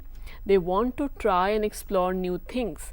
Now, because all kinds of development are taking place very fast, hormones are released into the body. That is the reason why adolescents want to try out new things. They have a zest for experimentation and with the thought that I will not be caught. I will do it, but I can escape. That is the level of confidence that is there. But obviously because they are not adults and they want to play the role of an adult, since they are growing fast, a lot of problems come into the picture. Adolescents also want to have a lot of freedom. Parents do not want to give that. Teachers also are not very comfortable as far as a lot of freedom which is being demanded, because adolescents start arguing. That is what parents and teachers say. Argument is as such because of their cognitive development, because they are able to think, because they are able to understand the world from an abstract perspective. They have an ideology, they have an understanding of the world now, they are developing an identity. That is the reason why they are coming very forthcoming, which is not very well taken. The physical development in adolescence starts with a lot of changes that you see in the body of both boys and girls. Now this marks the end of childhood and the beginning of adulthood. The growth rate is very high. A lot of sexual characteristics are exhibited. The girls develop faster from the age of, in fact now the age has come down to 9 years and below. Puberty is being attained faster. Earlier it was 10 and 11 for girls because they start up faster. Boys start up a little later from the age of 12, 13, but they take up faster. The changes that you see because of the hormones being released are the primary and secondary sexual characteristics. Now the primary characteristics deal directly with the kind of reproduction that happens, and the secondary sexual characteristics basically are the features or the signs of achieving sexual maturity. Now a lot of growth in terms of facial hair, the hair that you can see, the change in the voice. For boys it gets very hoarse and coarse. For girls, a lot of growth in height and weight. There is also this particular aspect is definitely there 2 years before menarche. Menarche is the onset of menstruation for girls. The growth spurt, like we've already discussed, starts early for girls and then boys catch up. Next we have is the cognitive development. Now adolescents particularly have a very logical reasoning. They are able to think abstractly. They have an idealistic sense of the world, a very utopian sense of the world, and they are able to examine their own thoughts and that of others. They are able to understand what is the other person's intention, what are they thinking and feeling, and this happens in a very systematic manner. So they are like detectives who are able to give a logic and give a counter logic, and they are able to argue and they are able to give different perspectives at the same time. They are able to look at the world from an imaginary perspective, not just what it sees and looks like, but also from a thinking perspective. They can go very deep in their thinking, can get very philosophical also. If they are asked, let's say, what will happen if everybody is having 6 feet height? Now, a child will not be able to believe that, because children relatively have a very inflexible thinking. Adolescent will start imagining the world. They will say that, we'll require larger doors because otherwise you'll bang your head into the door. So they will start imagining it, and they will start getting into how the world will look like from their perspective, because adolescents are also egocentric. They understand things the way they look at it from their own eyes. Now, this logical perspective is known as the hypothetico-deductive reasoning. Hypothetical, hypothesis, assumptions like a scientist. Deductive, drawing out conclusions from multiple alternatives, because an adolescent can think so many arguments and then decide. That is the reasoning that they have, very, very logical. Now, David N. Elkind has talked about 2 concepts under egocentrism: imaginary audience and personal fable. Imaginary audience is more like an adolescent, wherever he or she goes, feels and believes that, everybody, the moment, let's say, an adolescent enters the room, starts feeling all the eyes are on him or her. So starts getting very conscious. That is the reason where they feel that there is an imaginary audience and everybody is focusing on them like themselves. So there's a pimple on the face, the girl will not go and attend the party. She doesn't have very good clothes to wear, or she's already worn them earlier. So that is the kind of image or identity that they start developing. This aspect that we have covered is the aspect of cognitive development, which Piaget calls as the formal operational stage. Formal operational because now formally they are able to operate on an abstract level of thinking. Next we have is the socio-emotional development. Identity is the major aspect that Erik Erikson talks about. Identity formation versus identity confusion.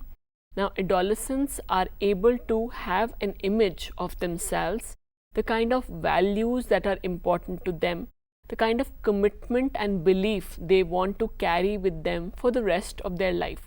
Now, they want to establish their own confidence level detached from their parents, because they have a very, very personalized set of beliefs which are very unique to them. That is their identity. For instance, an adolescent is very good in sports. So, sports is one major area of identity, confidence building, identity formation for that particular adolescent. The other is very good socially. So, that is one area of identity formation. Another child is confused between attraction, relationships and studies. That is the area of identity confusion, because the child is having a lot of guilt. Now, this is a stage where moral development starts on very universal principles. In childhood, the moral development was very, very rigid, no flexibility at all, because whatever the child believes is true. But here, the adolescent can understand the perspective from what is sensitively required, from what the internalized values are. Parents are telling something, but the adolescent is able to understand it from his own perspective and not just what the parents say is right, and they can also have their own viewpoint on it. So, morality is, if somebody needs help, it's a universal perspective. Is life more important, or is stealing? I mean, if somebody, let's say Heinz was stealing here because drug was very expensive, the chemist was going in the story that was understood. So here, according to adolescents, Heinz is okay with stealing because saving a life was more important than talking and thinking about stealing or reward and punishment. Let's look at 3 major concerns in adolescence. First is delinquency, second is substance abuse, and third is eating disorders. Delinquency are those behaviors which are socially unacceptable. Offenses, crimes, illegal acts like truancy, it could be bunking, it could be missing a certain structural setting, it could be running away from home, it could be stealing, it could be burning some property or hurting somebody very ruthlessly. Now, adolescents can develop this tendency which can result in a lot of problems because they will have a negative social identity, a negative self-concept. They will have decreased level of trust. Nobody will be really trusting them, and they will not be having any goal and purpose in life because they are deriving pleasure out of the negative image. Second is substance abuse.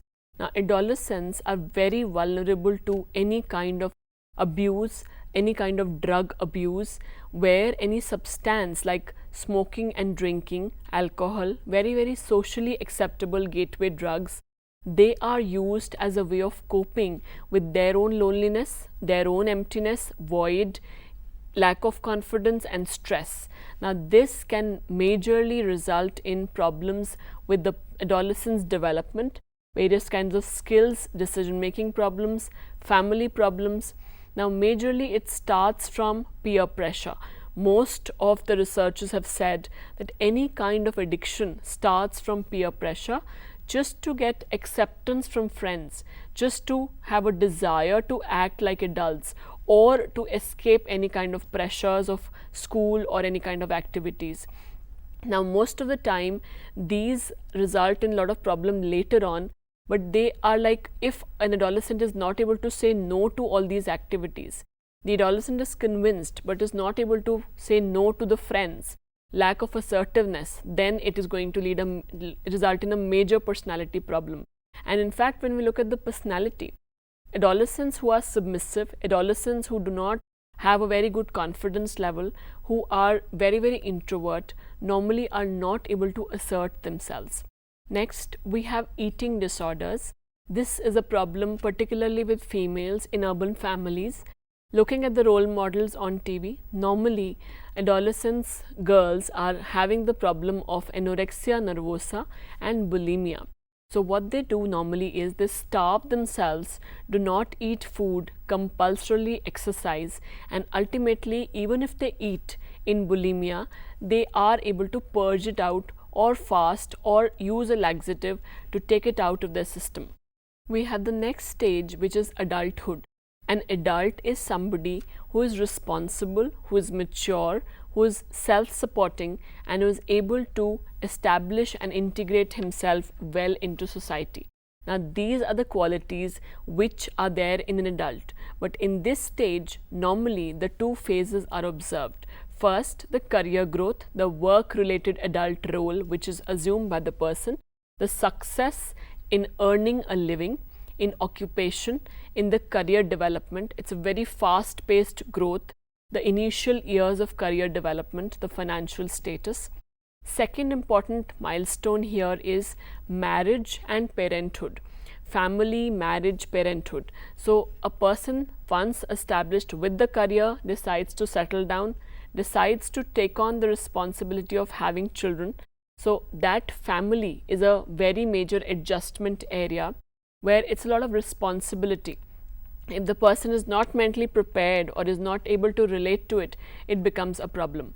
Last is the old age, where people in the old age can have a lot of problems. They might lose their spouse, they might have a problem with the health, they might have loneliness because everybody is busy in their own lives. There are now old age homes available, but then they want a lot of connectivity because they have worked all through their life to bring up the children, and now they don't have anybody to talk to. So whenever anybody is there, they talk a lot. They might have memory problems, they might have depression majorly. All these other problems with the result of retirement, if they've been very active with work, they have been very known in work, now they have so much time but they do not have the health to enjoy it. In the aspect of old age, they can assume the role of grandparents, and you can look at it in different cultures, the way a death results, how is a death believed to be in old age, that can be cultural difference. Let's summarize. We've understood the aspect of adolescence and the different kinds of development, moving on to middle age and moving on to adulthood, and then finally old age. That's about it for this chapter. Thank you.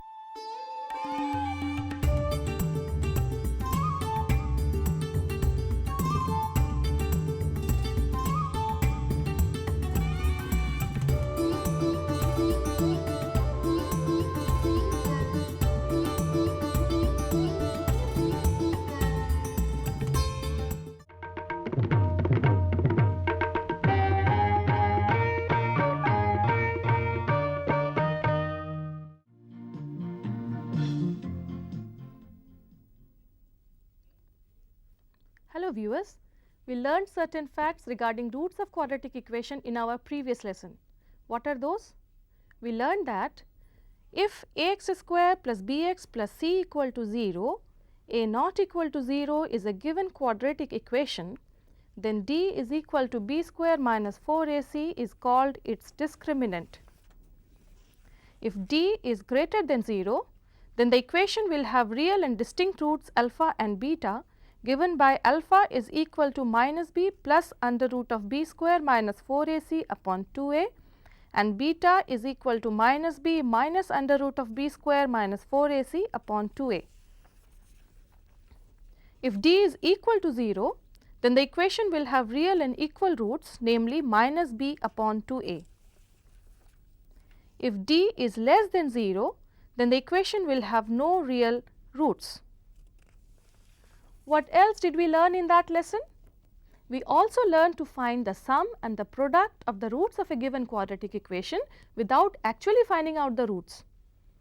That is, given a quadratic equation ax square plus bx plus c equal to 0, a not equal to 0, sum of its roots will be alpha plus beta, that is minus b upon a, which is nothing but minus coefficient of x upon coefficient of x square, and product of the roots will be alpha into beta, that is c upon a, which is the constant term upon coefficient of x square.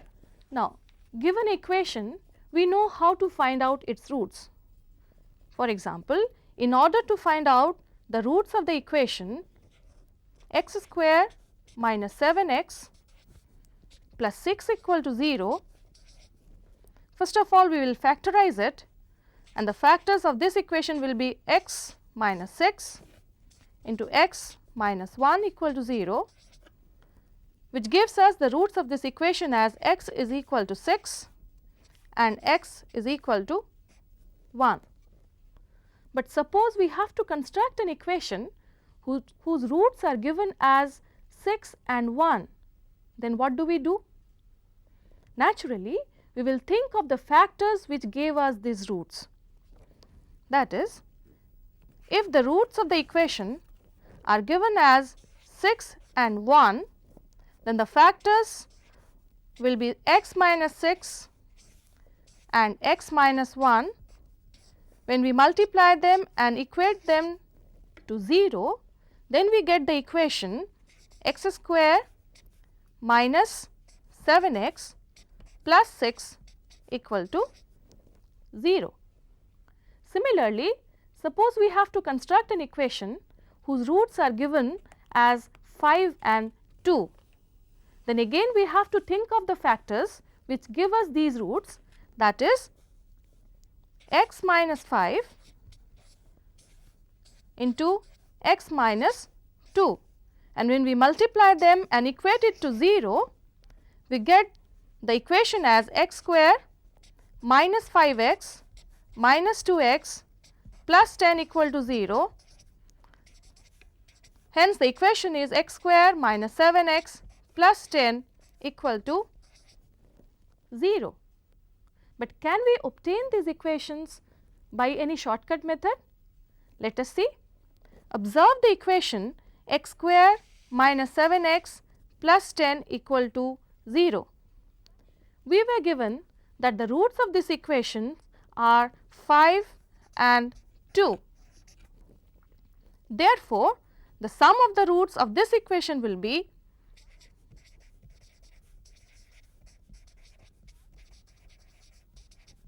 5 plus 2, which is equal to 7, and the product of the roots of this equation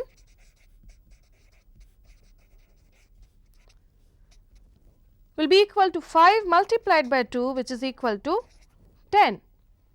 Observe that this sum minus times this sum is the coefficient of x here, that is minus 7 is the coefficient of x here, and the product of the roots, that is 10, is the constant term here. So, our equation should become x square minus sum of the roots multiplied by x plus product of the roots equal to 0. Let us consider another example. Suppose we have to construct an equation whose roots are given as 7 and 4. Again, the factors of these giving these roots will be x minus 7 into x minus 4 equated to 0. We get the equation x square minus 11x plus 28 equal to 0. Again, observe that the roots of this equation was given as 7 and 4. So, sum of the roots of this equation will be 7 plus 4 equal to 11, and the product of the roots of this equation will be 7 into 4, that is equal to 28. What do we observe? We observe that minus times the sum of the roots here is the coefficient of x, and the product of the roots, that is 28, is again the constant term here. So, again we can say that given the roots of the equation will become x square minus sum of the roots into x plus product of the roots is equal to 0. Consider the equation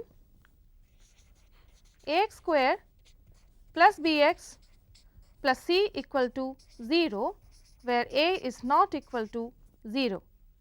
This equation can also be written as x square plus b upon a into x plus c upon a equal to 0, which can be further written as x square minus b upon a into x plus c upon a equal to 0. Now, observe here that the coefficient of x here is nothing but minus b upon a, which is minus sum of the roots, and the constant term here is c by a, that is product of the roots.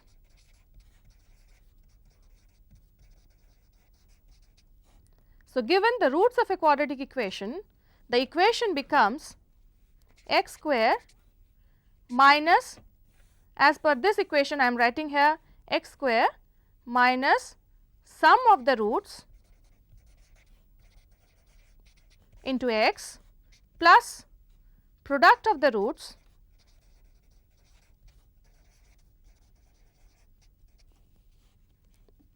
equal to 0. Now, let us construct a quadratic equation, one of whose roots is 2 minus under root of 7. In quadratic equations, roots always occur in conjugates. So, if one of the roots of the quadratic equation is 2 minus under root of 7, then the other root will obviously be 2 plus under root of 7. So, now if we have to construct the quadratic equation whose roots are 2 minus under root of 7 and 2 plus under root of 7, then first of all we have to find out the sum of the roots. The sum of the roots in this case will be 2 minus under root of 7 plus 2 plus under root of 7, which is equal to 4, and the product of the roots will be equal to 2 minus under root of 7 into 2 plus under root of 7, which is equal to 4 minus 7, that is equal to minus 3. And hence, as per our earlier result, the equation will become x square minus sum of the roots, that is 4 into x, plus product of the roots, that is minus 3 equal to 0, or we can further write it as x square minus 4x minus 3 equal to 0. Thus, we found that given a quadratic equation we can find out its roots, and alternately if the roots of a quadratic equation are given we can find out the equation itself, or we can construct the required equation. Now, sometimes we may be given one equation and we have to construct another equation whose roots are related to the roots of the given equation. For example, suppose we are given the equation 2x square minus 7x plus 6 equal to 0. Suppose we have to construct another equation whose roots are twice the roots of this given equation. Now, one way to solve this equation will be to find out the roots of this given equation, double it, and then find out the sum and the product of the roots of the required equation and then construct the equation. Do not you think that will be a very lengthy method? So, let us try to find out a shortcut method. Now, we are given this equation 2x square minus 7x plus 6 equal to 0. Let the roots of this equation be alpha and beta. Then sum of the roots of this equation will be equal to alpha plus beta, which is equal to minus b upon a, that is minus 7 upon 2, which is equal to 7 upon 2, and the product of the roots of this equation will be equal to alpha into beta, which is equal to c upon a, that is 6 upon 2, which is equal to 3. What do you think will be the roots of the required equation? Naturally, they will be 2 alpha and 2 beta. So, the sum of the roots of the required equation will be equal to 2 alpha plus 2 beta,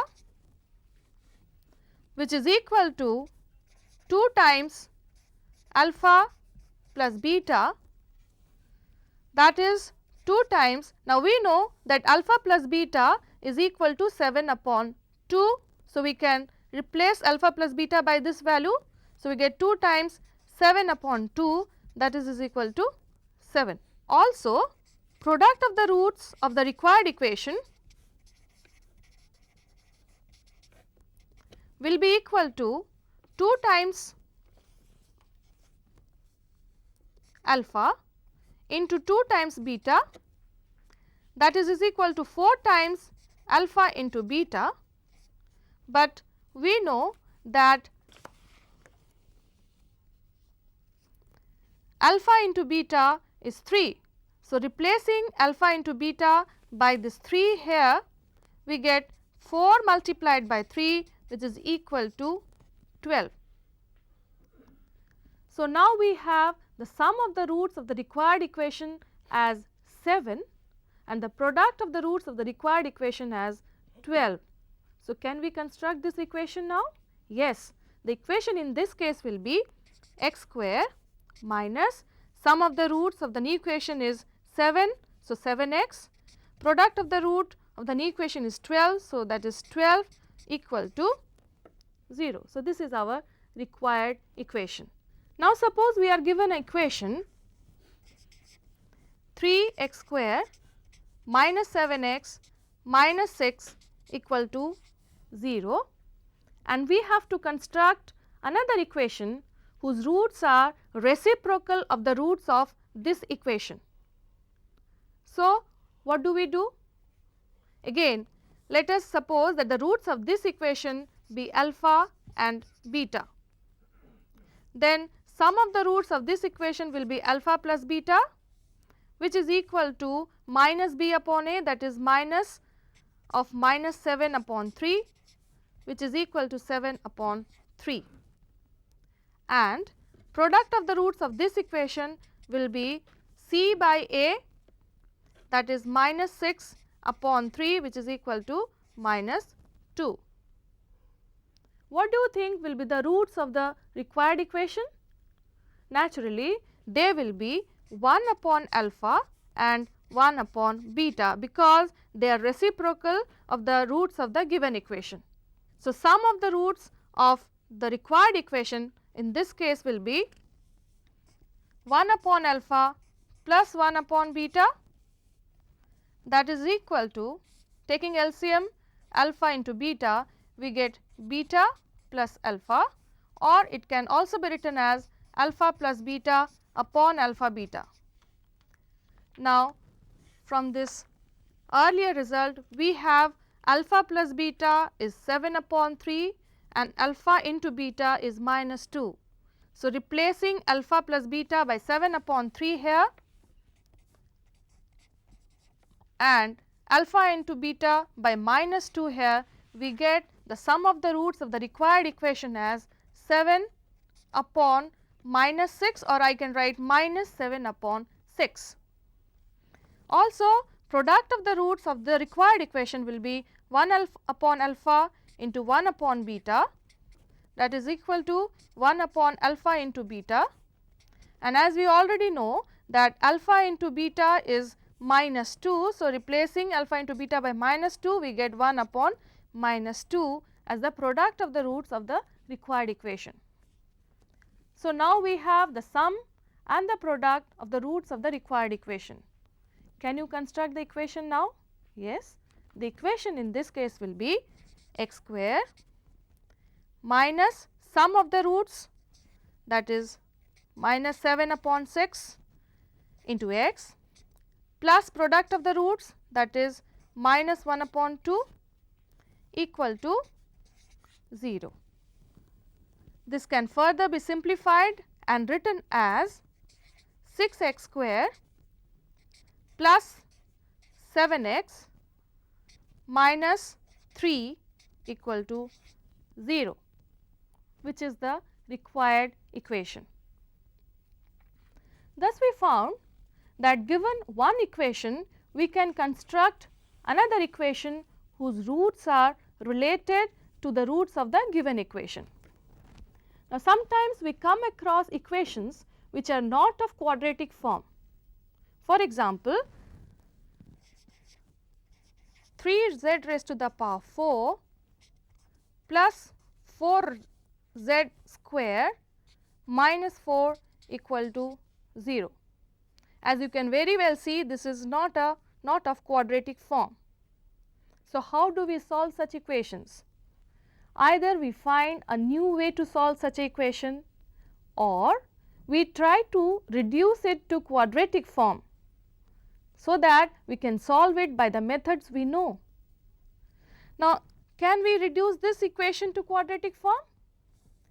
Since the powers of z are even here, therefore, this equation can be reduced to quadratic form by the substitution x is equal to z square. So, that this equation becomes 3x square plus 4x minus 4 equal to 0. Now, this equation can be factorized because this is a quadratic equation, we know how to solve it. Factors of this equation will be 3x minus 2 into x plus 2 equal to 0, and we get the values of x as x is equal to 2 by 3 and x is equal to minus 2.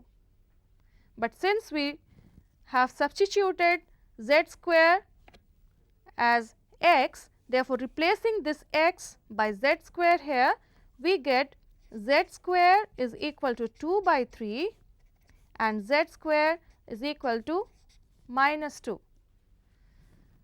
This is not possible because square of a real number can never be negative. So, we are left with only z square is equal to 2 by 3, and hence the values of z which we get from here are plus minus under root of 2 by 3. Therefore, the solutions of this equation 3z raised to the power 4 plus 4z square minus 4 equal to 0 are z is equal to plus 2 under root of 2 upon 3 and minus under root of 2 upon 3. Thus, we find that an equation of the form a z raised to the power 4 plus b z square plus c equal to 0 can be reduced to quadratic form by the substitution x is equal to z square. Consider the equation x plus 4 upon x is equal to 5, x not equal to 0. Let us simplify this equation and see what do we get. If we multiply x on the both sides of the equation, we get x square plus 4 is equal to 5x, which can be further written as x square minus 5x plus 4 equal to 0. Oh, this is already a quadratic equation. So, we know how to solve such a quadratic equation. Can you tell what will be the solutions of this equation? Yes, this can be factorized as x square minus 4x minus x plus 4 equal to 0, and the factors of this equation will be x minus 4 into x minus 1 equal to 0.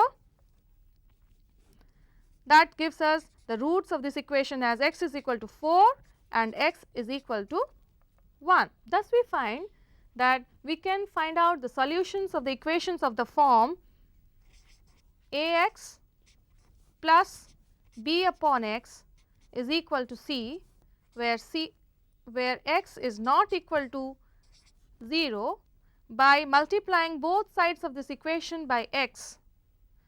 That gives us a quadratic equation. Now, consider the equation under root of 3x square minus 2 is equal to 2x minus 1. This is an equation involving one radical sign. One term has a radical sign. This equation will have roots if 3x square minus 2 is non-negative, and also the right hand side, that is 2x minus 1, is also non-negative. That is, if 3x square is greater than or equal to 2 and 2x is greater than equal to 1, or we can say if x square is greater than equal to 2 by 3 and x is greater than equal to half. Thus, you saw that we can find solutions of some equations which are not of quadratic form by reducing them to quadratic form. We will take up a few more such problems in our next lesson, but before we finish this lesson, let us have a quick recapitulation of what all we learnt in this lesson. We learned that given the roots of a quadratic equation, we can construct that required equation. We also learned that given an equation, we can construct another quadratic equation whose roots are related to the roots of the given equation. We also learned to find the solutions of an equation which is not of a quadratic form by reducing it to quadratic form. So, now here are some problems for you. Solve them. These problems will help you to clear the concepts which we have learnt here today. The problems are: if one of the roots of the quadratic equation x square plus 4x minus p equal to 0 is minus 7, find the other root. Also find the value of p. Next question is, if alpha and beta are the roots of the quadratic equation 2x square minus 7x plus 5 equal to 0, then find the value of alpha upon beta plus beta upon alpha. Also find the value of alpha cube plus beta cube.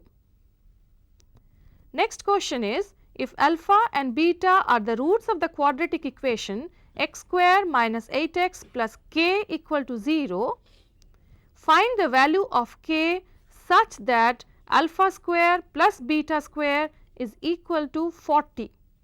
Another question is, construct the quadratic equation whose roots are 3 and minus 6, 1 plus under root 2 upon 2 and 1 minus under root 2 upon 2. Another problem is, find the solutions of the equations 3z raised to the power 4 minus 7z square plus 2 equal to 0, y plus 3 upon y is equal to 4.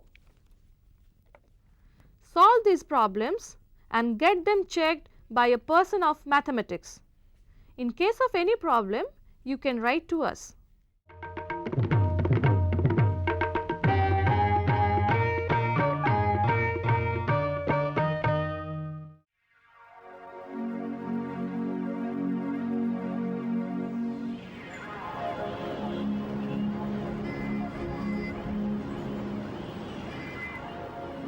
A thin envelope of gases called the atmosphere surrounds our planet.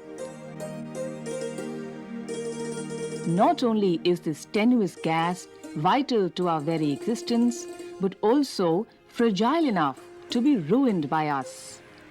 Air pollution, a man-made destructive wonder, has over the last century or so grown to alarming proportions. And our understanding of the consequences were a bit slow to start. But what little we know of how pollution affects our atmosphere has been sufficient to put the scare in us. But human beings that we are, we cannot agree on the action to be taken or hold back our greed. We somehow take nature for granted.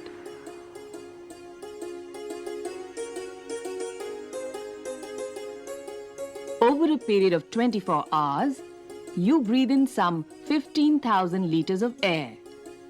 It has been estimated that a person can live for 5 weeks without food, for 5 days without water, but for only 5 minutes without air.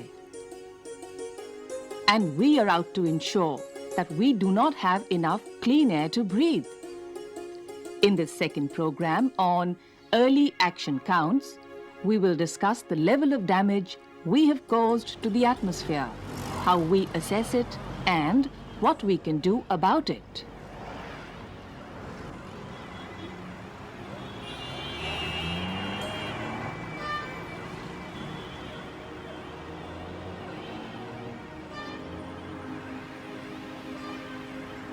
People around here have to inhale all this exhaust soot. They may be used to it, but the situation has continued to be hazardous over the last 25 years or so, and perhaps will deteriorate further. In most of our cities today, you have large number of vehicles and they're extremely polluting, they're very dirty, and they contribute in a very large measure to air pollution. In a city like Delhi, for instance, there are estimates that 70% of the air pollution in our cities, this is outdoor air pollution, comes from vehicles. And this is the case across the country. The Pollution Control Board, the Central Pollution Control Board, CPCB, monitors a large number of cities and their air pollution, and it finds that almost 17 cities pollution levels have reached critical levels. Critical means at least 1.5 times above the standard. How serious is the problem of air pollution in the capital city of Delhi?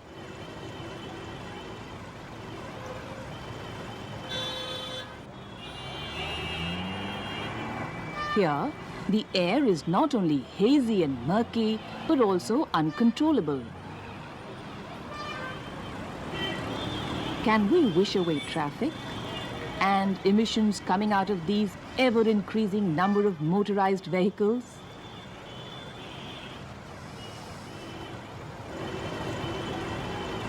Or should we shift to bicycles? Clearly, to answer such questions, we must measure something. But what? Oxides of sulfur, or oxides of nitrogen, or carbon monoxide, or suspended particulate matter? All of them. The investigators for this project are students from a neighborhood.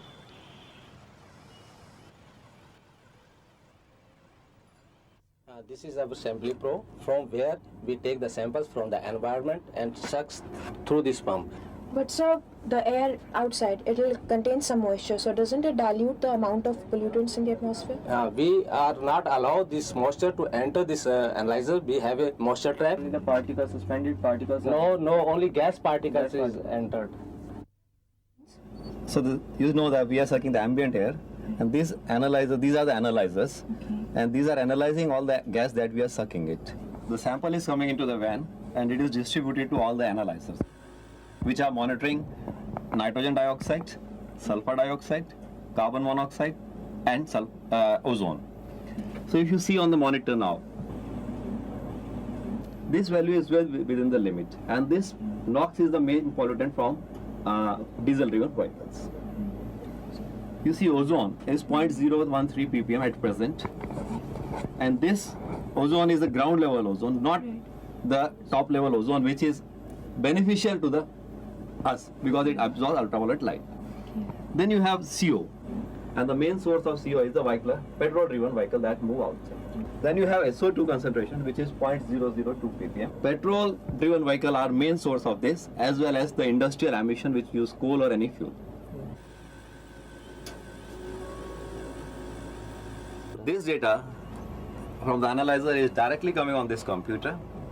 Simultaneously, this data is going to the central computer in the CPCB, Central Pollution Control Board office. So now, after taking the van back, we analyze the data and keep a track of what is the movement of the pollutant in this area. The concentration of air pollutants are either expressed in microgram per cubic meter or more frequently as parts per million, in short, ppm. ppm by volume means the number of molecules of a given pollutant per 1 million molecules of air.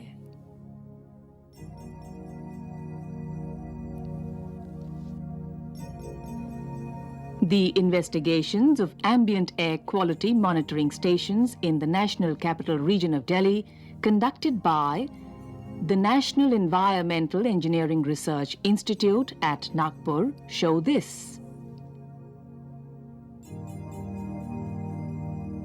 The higher the bars, the greater the concentration of major pollutants.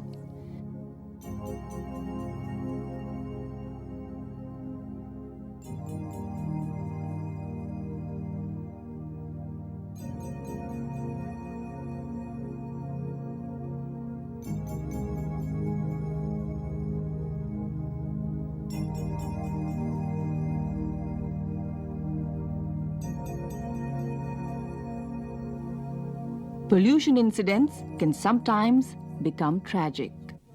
In 1952, during the winter days of December, the city of London remained covered with one of the worst green-yellow fogs for almost 5 days. The fog was so intense that people in cinemas could not even see the screen. Had not 4,000 or so people died during these 5 days, and the week following, twice the normal, few would have bothered about acute pollution disasters. The word smog is now commonly applied for such forms of air pollution. The combination of smoke containing soot and fog made from condensed water vapor suspended in the air near the surface of the earth produces smog. This is a different form of smog that spreads into the suburbs. The nitrogen oxides contained in the exhaust combine with unburned hydrocarbons trapped in the humid air. When this combination of suspended chemical pollutants is exposed to intensely bright sunlight of short wavelength, photochemical smog or haze is born.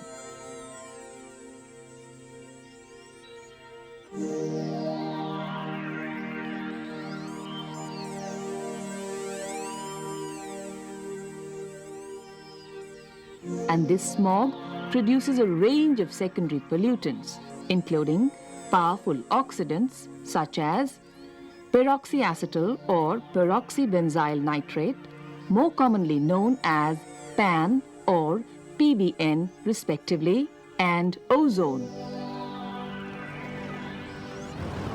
Not only is PAN primarily responsible for the eye irritation, which is so characteristic of this type of photochemical smog, but it affects vegetation also.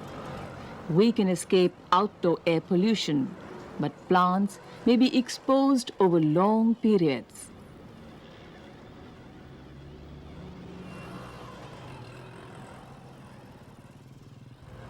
This is a poplar tree.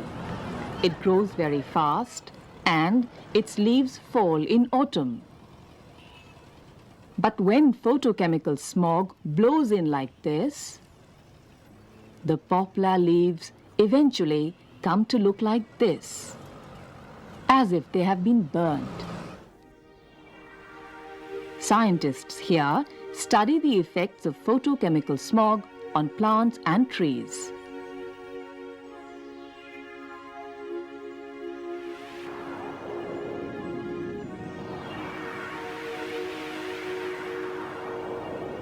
All these airborne pollutants may become dangerous when these concentrate and build up over a certain area during a weather condition called thermal inversion.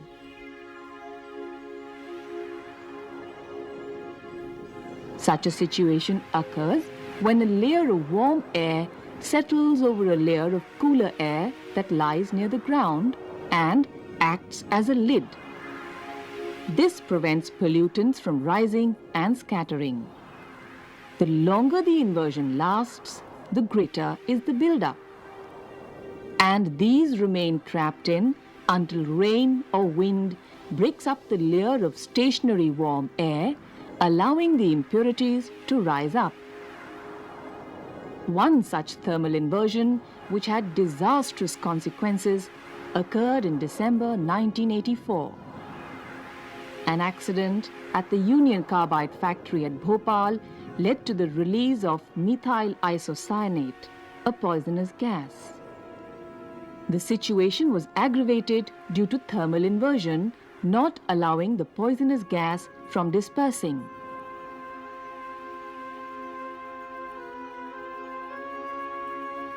The accident killed about 2,500 people overnight and injured more than 200,000. Many of them are still suffering from the after effects.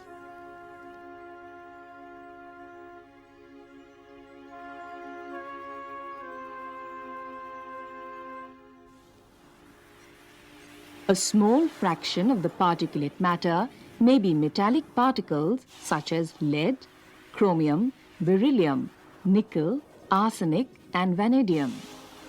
Heavy metals such as cadmium, zinc, and mercury are released into the atmosphere from metal smelters and refineries, fertilizer, pesticides, and cosmetic manufacturing factories. Despite their low concentrations in the atmosphere, some of these are extremely harmful and lethal to living organisms in the long run, as more and more of these accumulate and poison the air.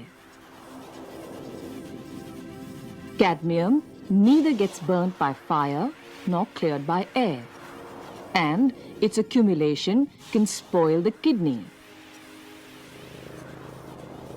Lead products such as tetramethyl lead or tetraethyl lead are added to petrol to improve the anti-knock quality of the fuel.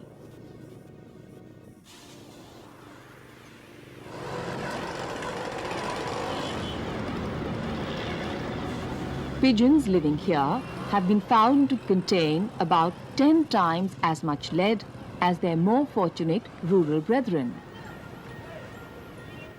Near toxic levels of lead are suspected to be accumulating in the bodies of children who live in this busy urban area. By binding to the enzymes, lead poisoning can damage almost any vital organ of the human body.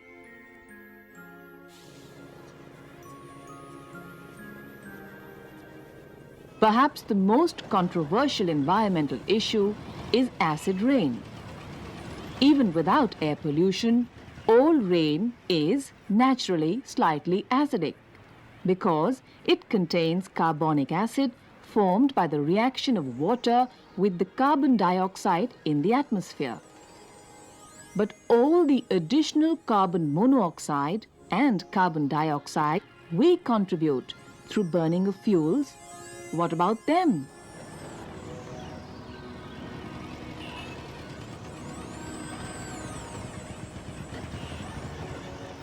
This rain is more deadly and damaging. It kills numerous organisms ranging from fish to forest. What causes the acid rain? The cause is complex and differs from place to place. Acid rain is rain with a pH of less than 5.6. Common acid-forming compounds includes oxides of sulfur and nitrogen, halogen compounds, and a variety of hydrocarbons. Through complex chemical reactions with moisture, they can become highly acidic substances such as sulfuric acid, nitric acid, and hydrochloric acid.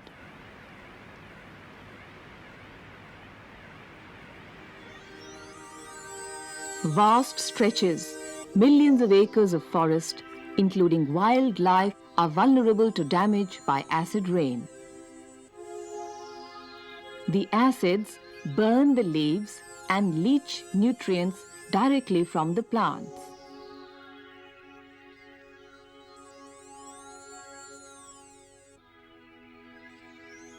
There is stunted growth of crops due to affected soil and water. In many parts of the world, thousands of lakes are dying biologically as a result of acid precipitation. As the pH falls below 4.5, all fishes die, leaving only a small number of acid-tolerant ones.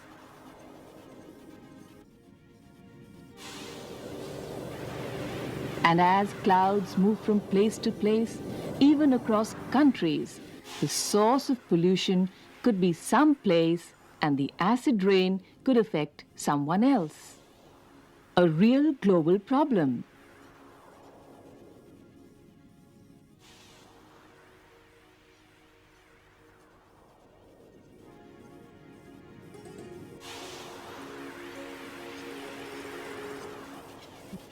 And this acid deposition from the Mathura refineries is perhaps the cause of damage to the Taj Mahal.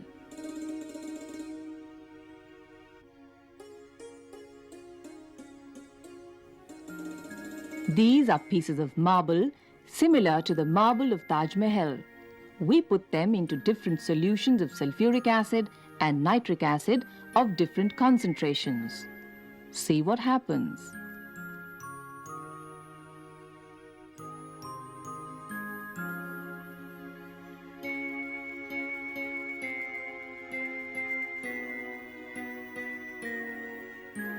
Carbon dioxide gas is coming out and the color of marble is changing, becoming pale. But in reality, this process is very slow.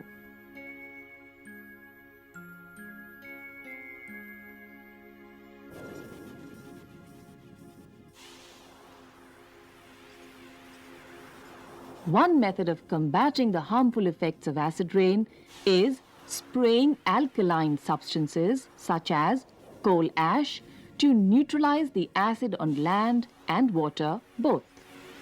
However, the neutralization is only temporary and may have harmful side effects. Metals, concrete, and even nylon stockings deteriorate faster because of the primary as well as secondary pollutants. Steel surfaces, for example, may wear away as much as 30 times faster in cities with polluted air than in a rural area where there is little air pollution. Air pollution is a continuing threat to our health and welfare. We can clean up land before we use it and purify water before we drink it.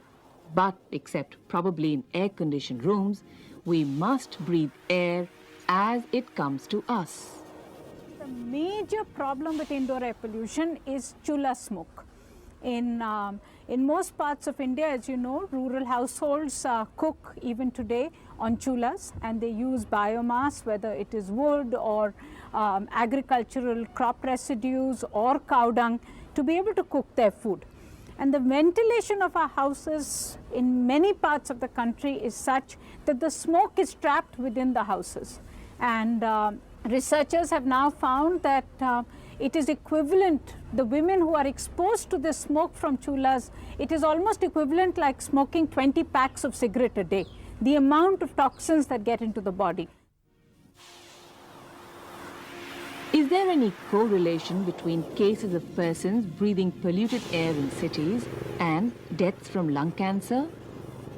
We may not have a definite answer, but a number of research studies reveal a strong association between lung diseases, including lung cancer, and significantly high ambient levels of polynuclear aromatic hydrocarbons, PAHs, benzene soluble organic matters, BSOM, and lead metal. All these are carcinogenic. Unfortunately, air pollution levels, both outdoors and indoors, are crossing danger levels globally, particularly in large metros. It's time nations galvanize into doing something about reckless emissions and cleaning up the fouled air. What are we doing about it in India? In order to prevent and control air pollution, the Air Act was passed in 1981. An act is not enough. Action is the need. Covering some 90 cities spread all over India, 300 or so air monitoring stations collect the air samples and determine the levels of air pollutant ingredients. Since India is among the toppers in emission of air pollutants, some simple and drastic control measures are imperative. The focus is on drastically reducing the generation of greenhouse gases.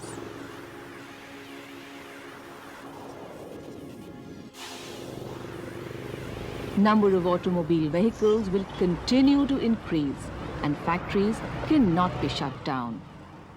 Among the steps that can be taken are regular monitoring of emission levels of pollutant gases, making the use of catalytic converters compulsory for all petrol-driven vehicles, particle traps in dieselized vehicles, and, where possible, shifting of factories away from human habitations.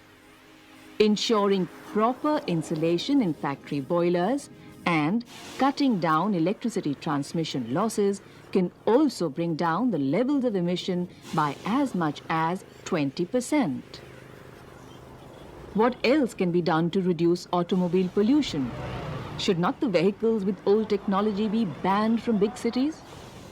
As the economy grows, and with it its energy consumption, we may be forced into making some fundamental shifts from coal-fired thermal stations to gas-fired ones where low sulfur fuels cause less air pollution, CNG, compressed natural gas compatible vehicles such as cars or buses, because it is inexpensive and non-polluting. This is being tried out in Delhi. Other cities may follow suit. Of course, some of these steps will add to the cost, but surely they cannot be costlier than our health.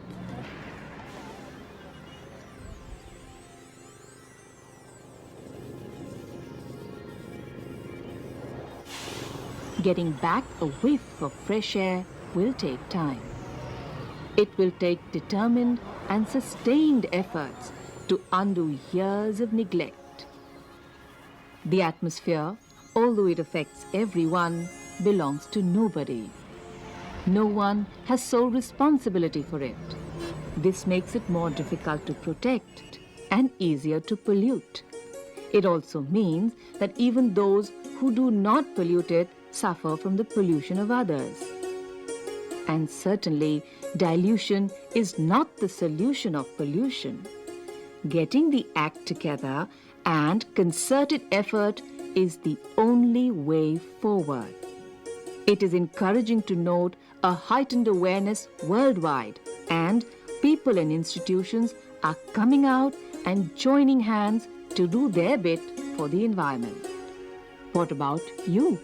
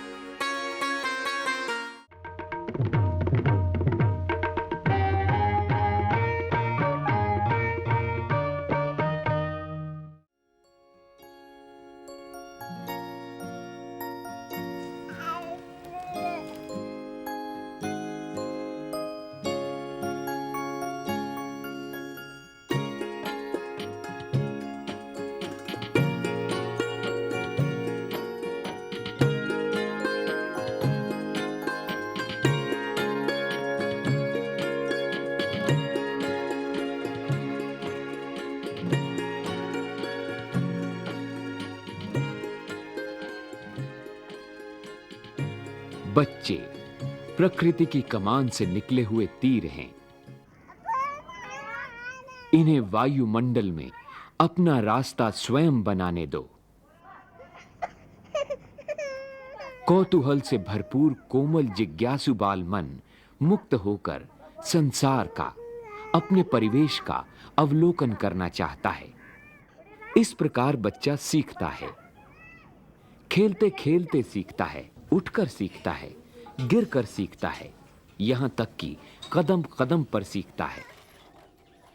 सीखने की यह प्रक्रिया जन्म से पहले मां के गर्भ से ही शुरू हो जाती है, जो लगातार चलती रहती है।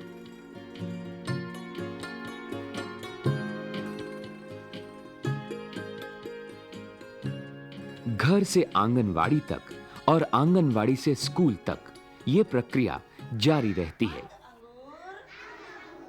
घर, पूर्व प्राथमिक विद्यालय या आंगनवाड़ी और प्राथमिक शाला सीखने के इन अलग-अलग दायरों के बीच एक रिश्ते की अक्सर कमी महसूस होती है। क्या आपको नहीं लगता कि कहीं-कहीं इनके बीच की कड़ियां जुड़ नहीं पाती? इन कड़ियों को जोड़ने की शायद खास कोशिश भी नहीं की गई।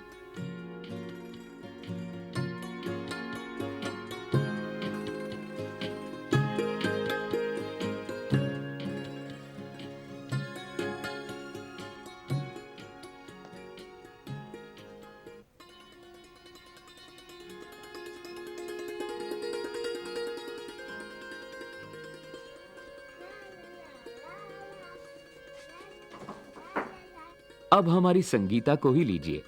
8 साल की चंचल चुलबुली संगीता। पर इसे कहां फुर्सत है स्कूल जाने की।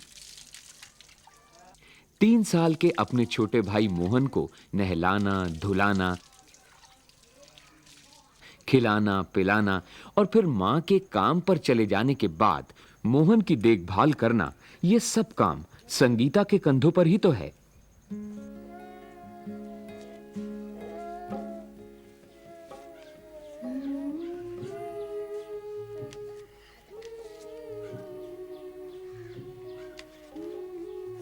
सोजा काका तू तेरे बोते पे गई जू कावन वाला बाबा तू सोजा काका तू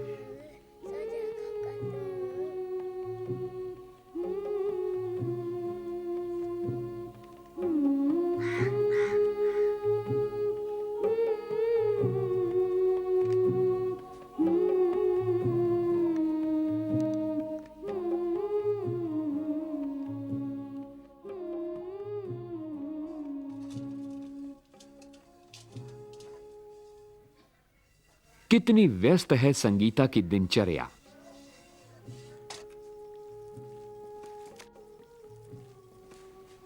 क्या कुछ ऐसा हो सकता है कि संगीता भी स्कूल जा सके?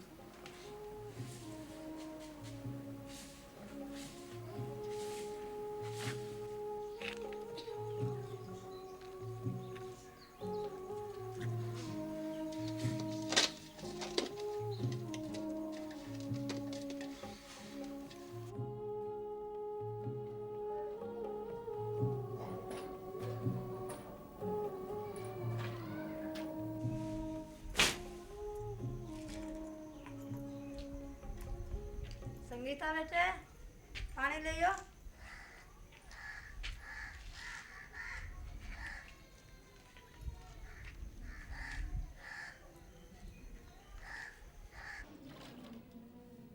कितनी देर होगी?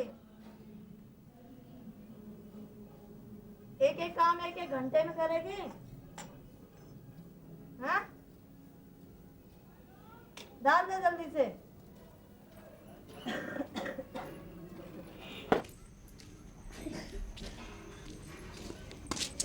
आओ आओ शोभा बहन आओ। क्या करूं, कई दिन से सोच रही थी, घर में काम ही इतना है।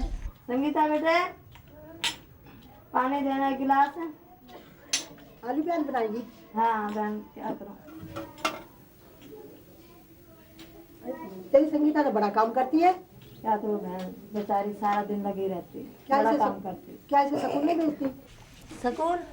स्कूल कैसे भेजूं, सारा दिन काम में लगी रहती है और मैं खेत को चली जाती हूँ और मोहन अभी छोटा है, इसकी देखभाल करना। दादी संगीता, तेरा दिल नहीं करता स्कूल जाने के लिए? मन तो करता है इसका स्कूल भेजने के लिए, जाने के लिए, मगर क्या करूं, इतनी परेशानी है। मैं तो खेत का काम करती हूँ और सारा दिन काम में लगी रहती है बेचारी। और मोहन भी तो अभी छोटा है। राधा की भी छोटी बेटी है, बड़ी स्कूल जाती है, छोटी आंगनवाड़ी जाती है। मोहन को आंगनवाड़ी क्यों नहीं भेजती? खेलेगा कूदेगा, कुछ सीखेगा, कुछ तो करेगा। खेल खेल में बहुत कुछ सीख जाएगा और ये संगीता भी स्कूल जाने लग जाएगी। बात तो ठीक है, पर आंगनवाड़ी पर क्या? सुबह मैं आऊँगी, मोहन को आंगनवाड़ी ले जाऊँगी, इसे तैयार कर देना। संगीता तू भी चलना, संगीता की माँ तू भी आ जाना।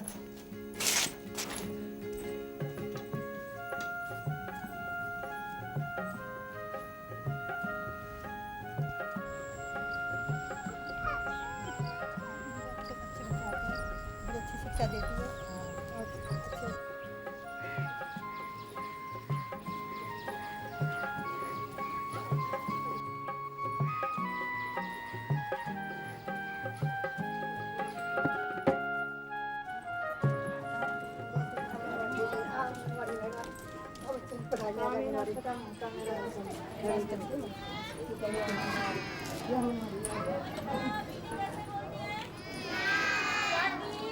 बिल्ली कैसे बोलती है?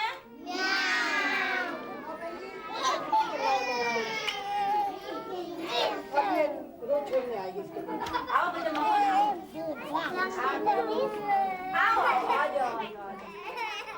पूर्व प्राथमिक शिक्षा केंद्र, आंगनवाड़ी या बालवाड़ी उन तमाम घरों के लिए बहुत बड़ी सुविधा है जहां शिशु और विद्यालय जाने वाले दोनों तरह के बच्चे हैं। आंगनवाड़ी संस्थाएं न केवल लड़कियों को स्कूल भेजने में मददगार साबित होती हैं, बल्कि बच्चों के भावी विकास की जरूरतों को भी पूरा करती हैं।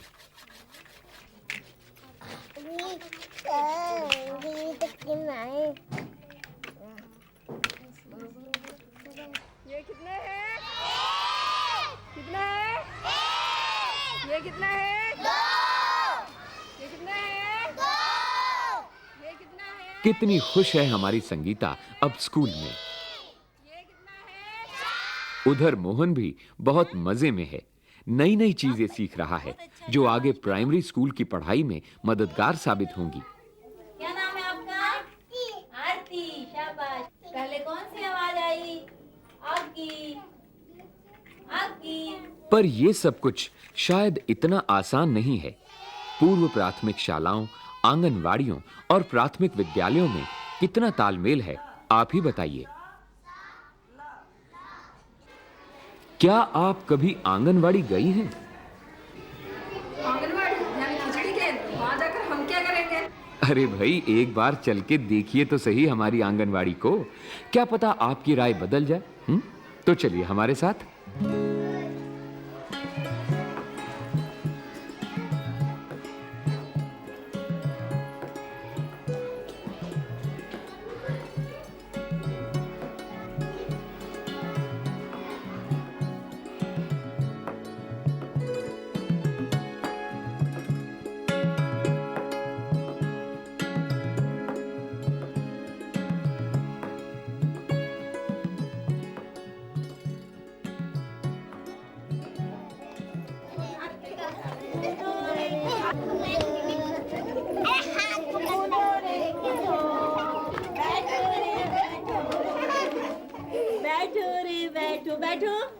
अरे यहाँ तो बड़े बड़े बच्चे भी बैठे हैं, इनको तो प्राइमरी स्कूल में होना चाहिए था ताकि ये और बच्चों की तरह प्राइमरी स्कूल में पढ़ना लिखना सीख सकें।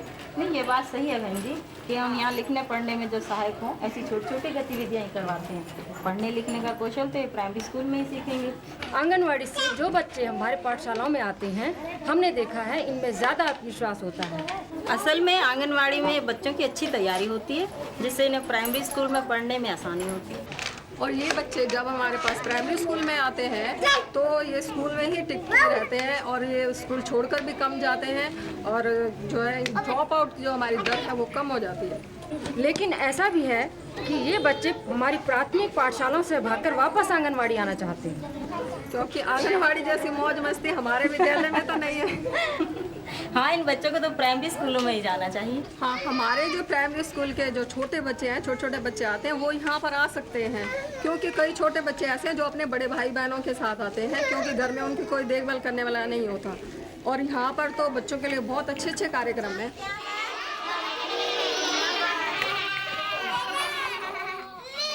अरे ये तो हम भी करवा सकते हैं।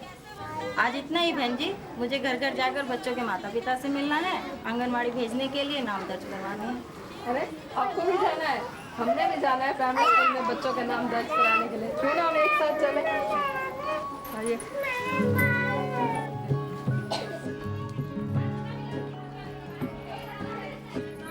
मुझे आंगनवाड़ी में आकर बहुत ही अच्छा लगा। मैं फिर से आपके यहाँ आऊँगी आंगनवाड़ी में, आपसे कुछ गतिविधियाँ सीखने। आप खेल खेल में बड़े सुंदर ढंग से बच्चों को बहुत कुछ सिखा देती है। भाई बात तो ठीक है, बच्चे आखिर बच्चे हैं। बच्चों ये बता रहा है इमली, ये ठीक बता रहा है? ये इमली है ये? प्राथमिक विद्यालय भी तो आखिर छोटे बच्चों की ही संस्थाएं हैं। वहां उनसे सीधे और चुपचाप अनुशासन में बैठने की उम्मीद भला क्यों रखी जाए?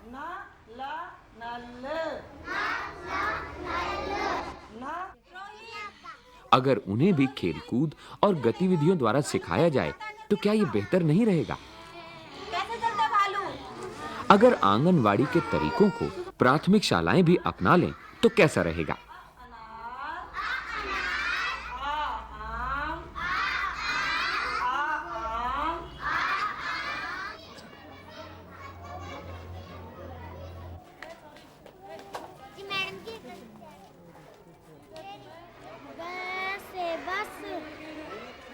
लीजिए, बातों बातों में एक घर तक आ गए। पर यहाँ तो कुछ और ही समस्याएं हैं।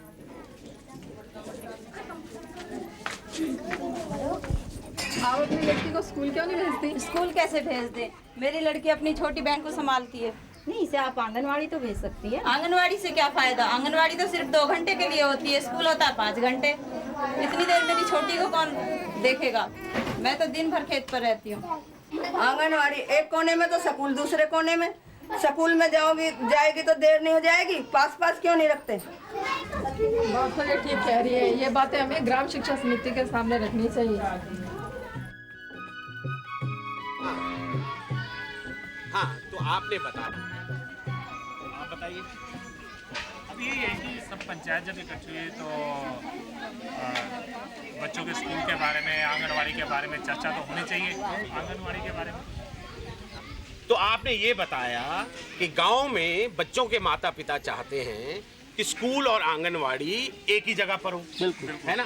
बिल्कुल जी, एक ही जगह या फिर पास पास हो। हाँ जी। सरकार का निर्देश भी यही है कि स्कूल और आंगनवाड़ी पास पास होने चाहिए ताकि अधिक से अधिक लड़कियां स्कूल आ सकें और भी बच्चे चाहें वो भी स्कूल में आएं।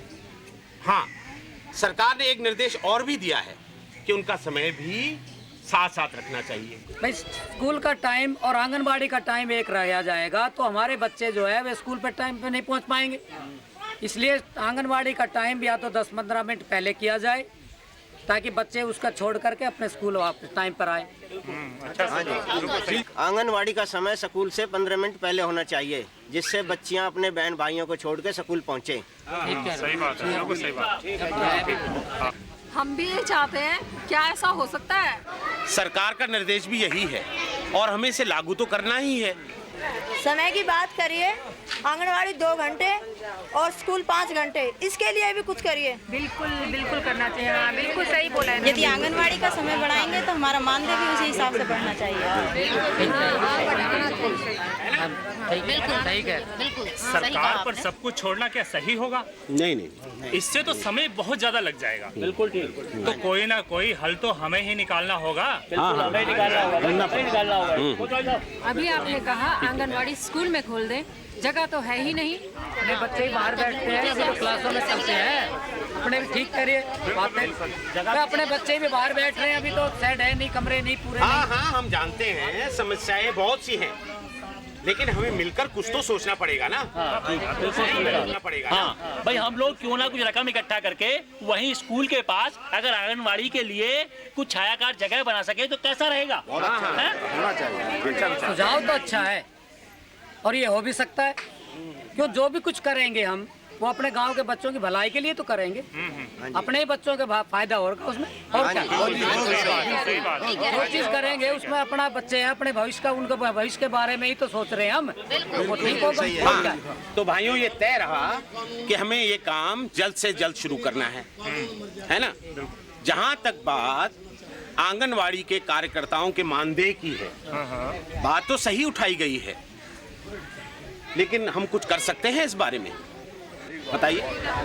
हमें अपनी बात सरकार तक पहुंचानी पड़ेगी। बिल्कुल ठीक है, पहुंचानी पड़ेगी। अपने ही तो बच्चे हैं, थोड़े समय में आंगनबाड़ी जा सकती हूँ। आपको बताना पड़ेगा कैसे करना है, क्या कराना है। हमारी भी ट्रेनिंग करा देना। बिल्कुल जी, जरूर कराएंगे। बिल्कुल कराएंगे। आंगनवाड़ी थोड़ी समय मैं भी जा सकती हूँ। आंगनवाड़ी वाली बहन जी के लिए हम सब मिलकर कुछ तो इकट्ठा कर सकते हैं। हाँ, ये अच्छा सुझाव है। भाई, हम लोग कर सकते हैं।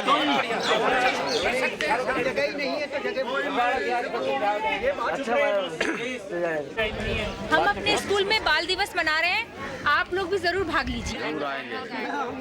हम आंगनवाड़ी में बाल दिवस मना रहे हैं, आप सब वहाँ जरूर पधारिए। जरूर आएंगे। जब बाल दिवस मना ही रहे हैं तो क्यों ना एक साथ मना ले। बिल्कुल। बाल तो एक ही गांव के हैं, अपने ही बाल हैं। ये तो बहुत अच्छी बात है। ये तो बहुत अच्छी बात है। अब तो स्कूल और आंगनवाड़ी साथ साथ काम करेंगे। आंगनवाड़ी प्राथमिक विद्यालय के लिए सार्थक शुरुआत है।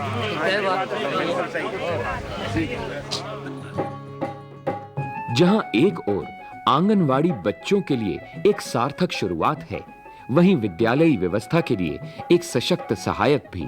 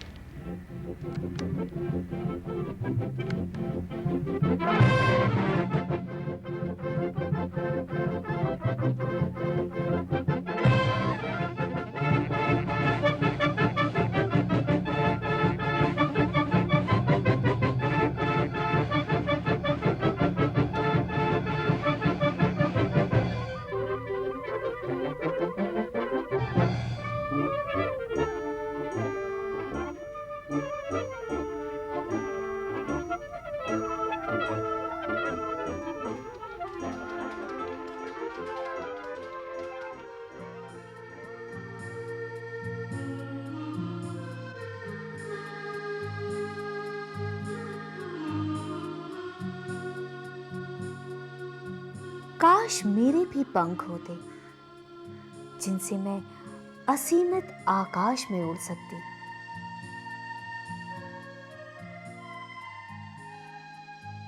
काश मैं हिरन की तरह लंबे लंबे छलांग मार दौड़ सकती।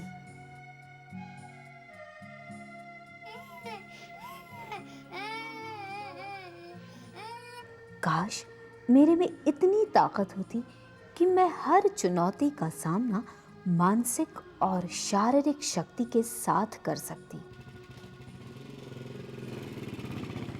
ऐसे है कि हम 4 साल का रेंट तो क्लेम कर नहीं सकते उनसे, क्योंकि act of limitation is there. हम 3 साल का उनसे क्लेम कर सकते हैं। उस 3 साल का हम लोग पूरा क्लेम कर सकते हैं। हाँ, 3 साल का पूरा क्लेम कर सकते हैं। काश मेरे में इतना धैर्य और इतना कौशल होता कि मैं सही समय पर सही निर्णय ले अपने आप को और दूसरों को न्याय दिलवा सकती। मेंबर हैं, आपके पास जगह भी कम है। और काश नहीं, काश तो मैं तब बोला करती थी जबकि मुझे ये सब नामुमकिन सा लगता था। लेकिन आज मुझे वो पंख मिल गए हैं जिनकी मुझे तलाश थी, और वे दो पांव जिनसे लंबी लंबी छलांगे मारकर मैं कहीं भी पहुंच सकती हूं। लेकिन क्या फायदा इतनी ताकत का, उस धैर्य और कुशलता का, जबकि आज भी हमारी कुसुम को खुलेआम जला दिया जाता है और हम कुछ भी नहीं कर सकते। तमाम कोशिशों के बावजूद आज भी प्रति वर्ष हमारे देश में लगभग 92% लड़कियां शहरों से और 77% लड़कियां गांवों से प्राथमिक कक्षा में भर्ती तो होती हैं, पर माध्यमिक कक्षाओं तक पहुंचते पहुंचते उन्हीं लड़कियों की संख्या घटकर शहर में 67% और गांवों में 30% रह जाती है। मतलब यह है कि हर साल हमारे देश में करीब 25% लड़कियां शहर से और 47% लड़कियां गांवों से पढ़ाई छोड़ देती हैं। चिंता की बात तो यह है कि पढ़ाई छोड़ने वाली लड़कियों की संख्या हर साल बढ़ रही है। क्या कभी हमने अपने आप से पूछा है कि हमारी कोशिशें काफी हैं? कहीं हमसे ही तो कोई कमी नहीं रह जाती? ऐसे में क्या होता है हमारा फर्ज? मैं तो सिर्फ एक प्राथमिक शिक्षिका हूँ। लिंग भेद तो घरों से ही शुरू हो जाता है। दहेज देना और देना कानूनी अपराध है। दहेज देने और देने वाले को सजा होती है, बिचौलिया को भी सजा मिलती है। इस अपराध के लिए कैद भी होती है और जुर्माना भी। केवल दहेज देने वाले को सजा होती है, बिचौलिया को सजा होती है। लेकिन दहेज एक सामाजिक बुराई है, इसलिए समाज को भी इसे मिटाने की कोशिश करनी चाहिए। रजनी, जब बापू के लिए पानी ला दे।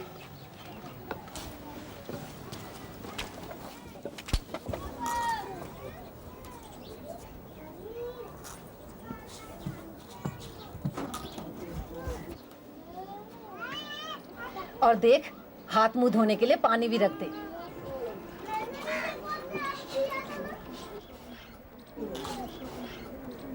अरे राजू, जरा मेरी कुदाल तो धो दे। बापू, मुझे पढ़ाई करनी है, कल मेरी परीक्षा है। अच्छा रजनी, तू धो दे। पर बापू, कल मेरी भी तो परीक्षा है, जबकि मैं तो पढ़ भी रही हूँ। राजू तो खेल रहा है। अरे थोड़ी देर ही तो लगेगी, जा धो दे।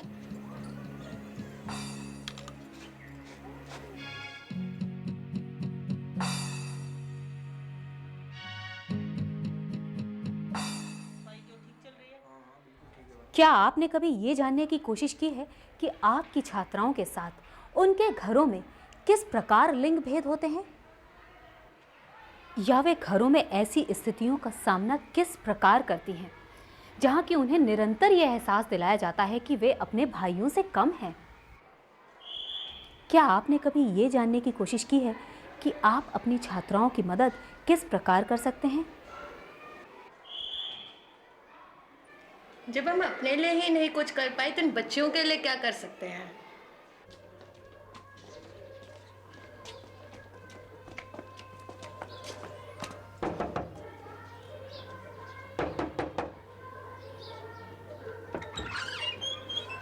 लगवा दिया दोनों को टीका? हाँ, लगवा दिया। अरे अरे अरे बबलू बेटा, क्या बात है? हाँ,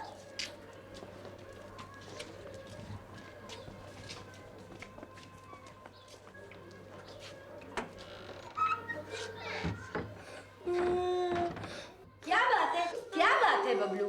ना ना ना, अरे ये बबलू क्यों रो रहा है? अरे जब से टीका लगा है बस रो ही रहा है। चुप बबलू, ना क्या लड़कियों की तरह रो रहा है तू? हाँ, पर मैं कहाँ रो रही हूँ? लेकिन मैंने कब कहा कि तू रो रही है? क्यों? बबलू को अभी नहीं कहा कि क्यों लड़कियों की तरह रो रहा है? क्या सिर्फ लड़कियां ही रोती हैं? अरे बेटा, मम्मी तो बस वैसे ही कह रही है। नहीं, मत कहा करिए इस तरह की बातें।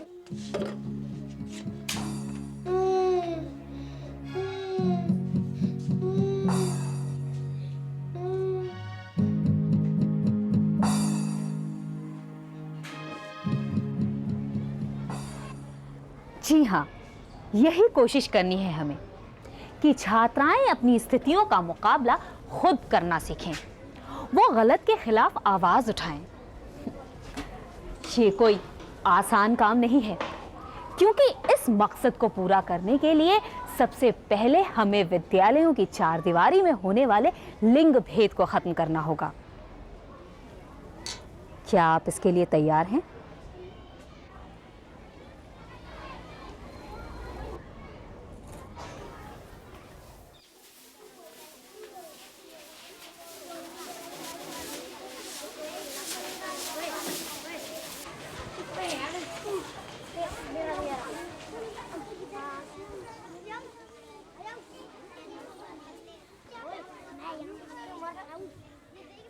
क्या आप लिंग असमानता से सहमत हैं?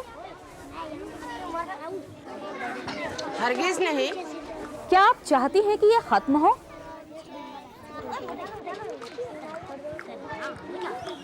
बिल्कुल। पर आप तो इसे उल्टा बढ़ावा दे रही हैं। वो कैसे? क्या झाड़ू करना सिर्फ लड़कियों का काम है? लड़के अगर झाड़ू करेंगे तो क्या उनका स्तर घट जाएगा? तो क्या लड़कों को झाड़ू लगाने के लिए बोलो? जी नहीं, लड़के लड़कियां दोनों को एक साथ झाड़ू करने के लिए बोलिए। इससे उन्हें श्रम के महत्व का एहसास होगा। कोई भी काम छोटा या बड़ा नहीं होता, और यही सोच हमें उनके दिमाग में डालनी है। अरे चलो चलो बच्चों, कक्षा में लड़कियों का साथ दो, सफाई करो। चलो चलो चलो चलो चलो चलो चलो चलो चलो।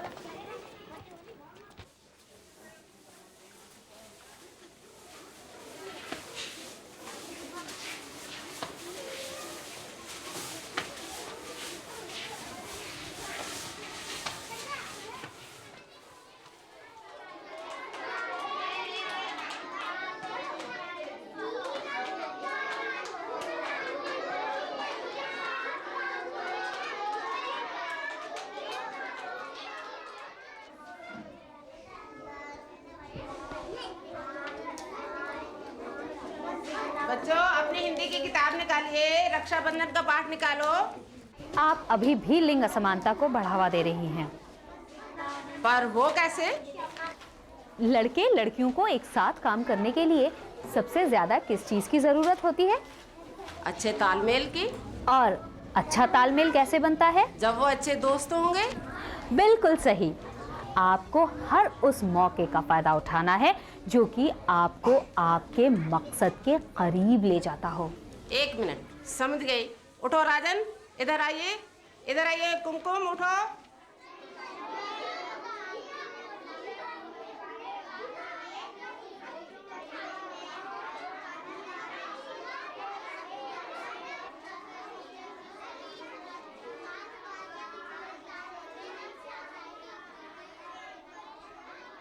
बच्चों कल जो हमने पाठ पढ़ा था उसमें से मैं तुम्हें कुछ सवाल जवाब करूंगी और एक सवाल का जवाब मैं लिख रही हूँ बोर्ड पर, आप अपने कॉपी पर लिखो। प्रश्न है, राखी के दिन सुरेश ने कोमल को क्या वचन दिया? उत्तर लिखे। राखी के दिन सुरेश ने कोमल को उसकी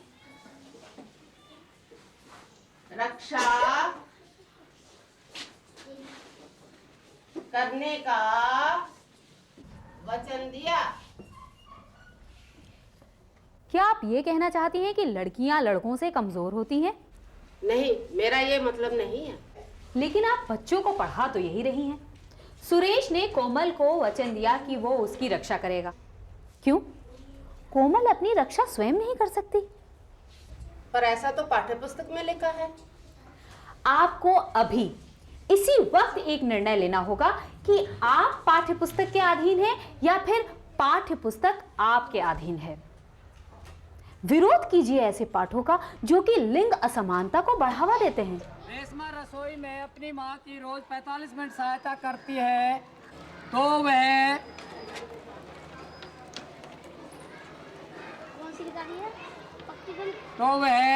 एक सप्ताह में कितने घंटे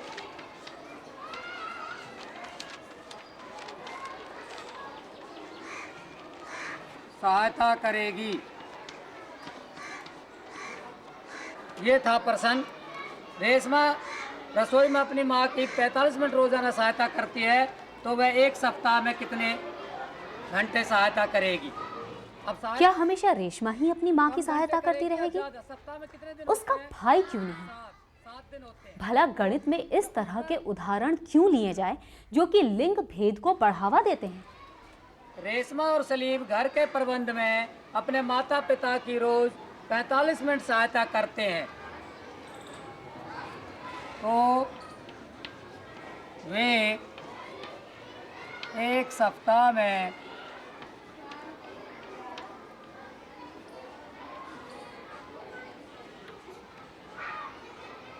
कितने घंटे सहायता करेंगे? रेशमा और सलीम घर के प्रबंध में अपने माता पिता की रोज 45 मिनट सहायता करते हैं तो वे एक सप्ताह में कितने घंटे सहायता करेंगे? अब ये सवाल हमारा इस प्रश्न में बालक बालिकाओं के घरेलू कार्यों में समान प्रतिभागिता पर जोर दिया गया है। इसलिए हम प्राथमिक शिक्षकों को ये खास ध्यान रखना है कि गणित पढ़ाते समय हम ना ही ऐसे विशेषणों का प्रयोग करें जैसे कि घरेलू या कमजोर औरत या ताकतवर आदमी, और ना ही अपने प्रश्नों द्वारा इस तरह के कोई संकेत दें।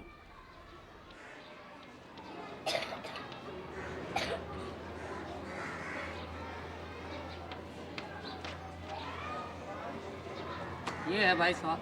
रानी की माँ डॉक्टर है। वह हर रविवार को गांव जाती है तथा गांव वालों के स्वास्थ्य के जांच में 4 घंटे बिताती है तो एक महीने में कितने घंटे गांव में बिताती है?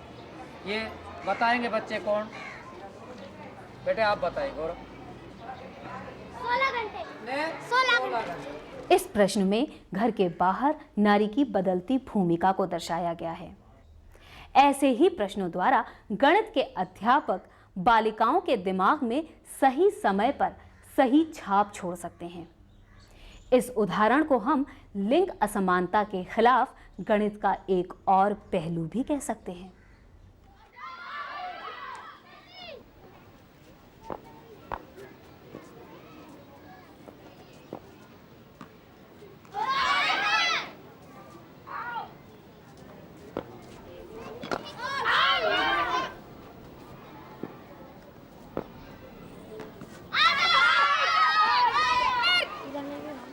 क्यों, क्या बात है? मुझे भी क्रिकेट खेलना है।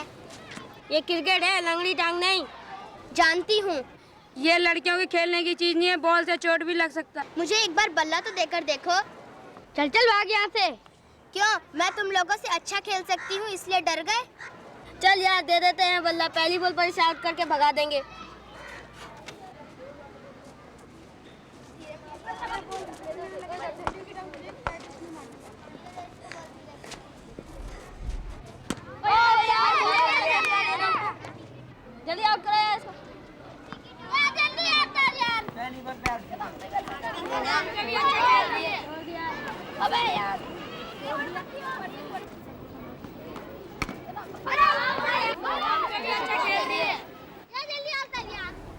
प्राथमिक शिक्षक तो सिर्फ राह दिखा सकते हैं, पर उसमें चलने की कोशिश तो बालिकाओं को स्वयं करनी होगी। और फिर गणित और भाषा के अलावा और भी तरीके हैं अपने मकसद तक पहुंचने के। मैं तो लड़कियों से कहती हूँ कि वो ऐसी पुस्तकें पढ़ें जो कि महिलाओं की सक्षमता को उजागर करती हो।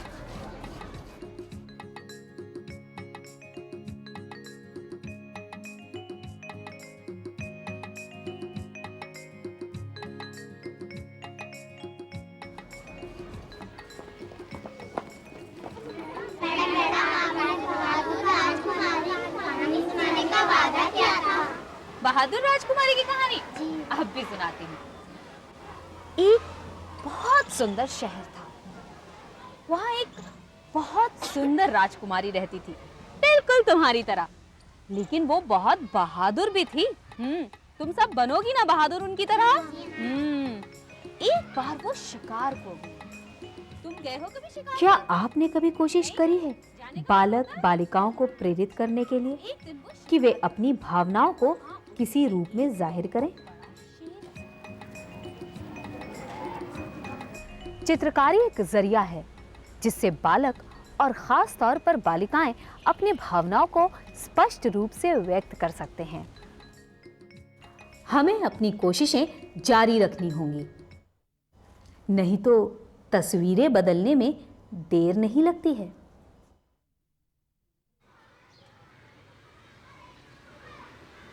आप अपनी छात्राओं के साथ हुए अपने अनुभव और अपनी उपलब्धियां हमें लिख भेजिए। शायद मिलकर हम कोई हल ढूंढ सकें।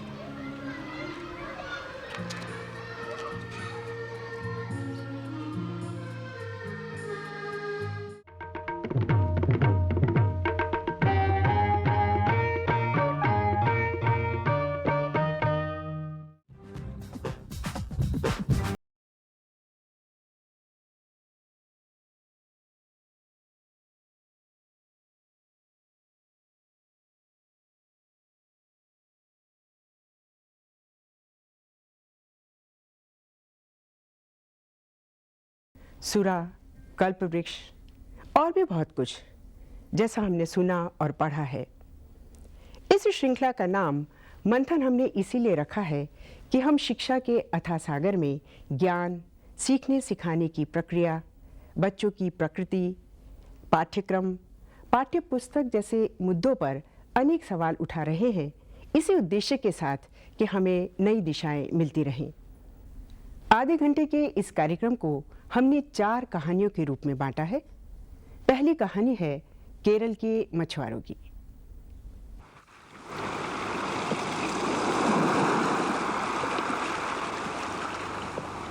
Hunters of the sea.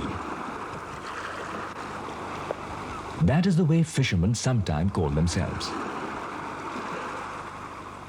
It correctly describes their work, their knowledge of the sea and the fishes in it.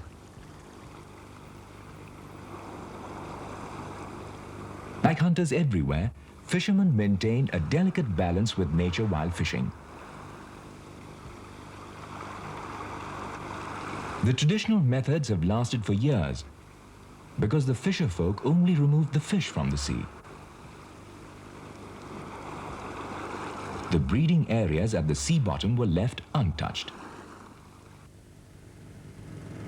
The arrival of trawlers which dragged their nets at the sea bottom destroyed the fish breeding areas, leading to a fall in the catch.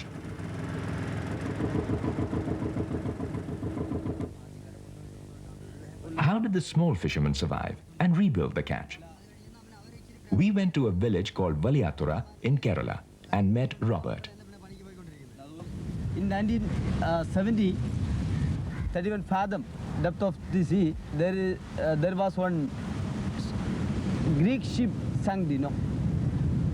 Greek എണ്ണ കപ്പലല്ലേ നമ്മൾ ഈ പണ്ട് മുങ്ങിയെന്ന് പറയുന്നത്. That became a good accidental reef. They are getting so many good varieties of fish from that reef.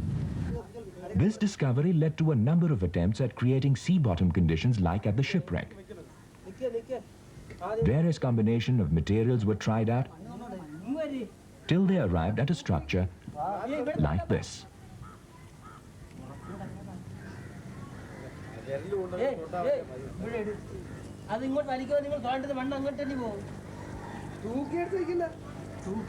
They collected materials such as used tires, tree stumps, palm leaves, and put them inside the concrete structure. The artificial reef was then carried by the fishermen on their catamaran and dumped at a particular place in the sea.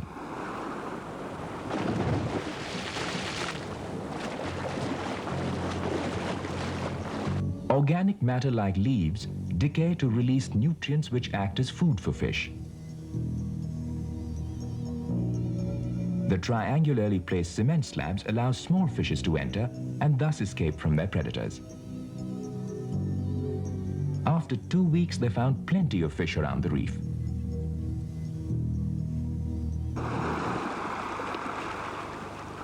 This year, about 70 such triangles were submerged to make an artificial reef. The reef is big enough for 60 fishermen to fish in a day. Last year, they constructed an artificial reef. They spent 15,000 rupees.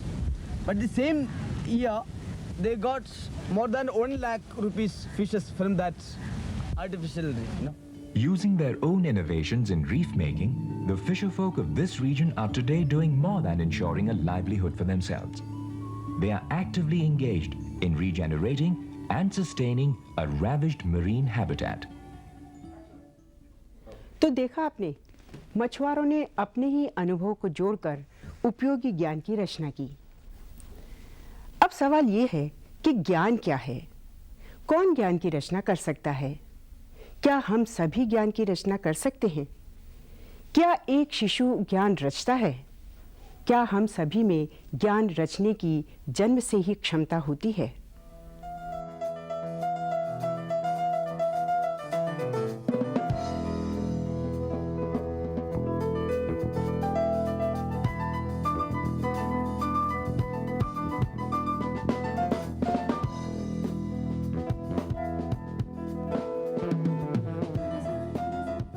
आप में से कुछ ये सोच रहे होंगे कि ये बच्चे ज्ञान कैसे रच सकते हैं।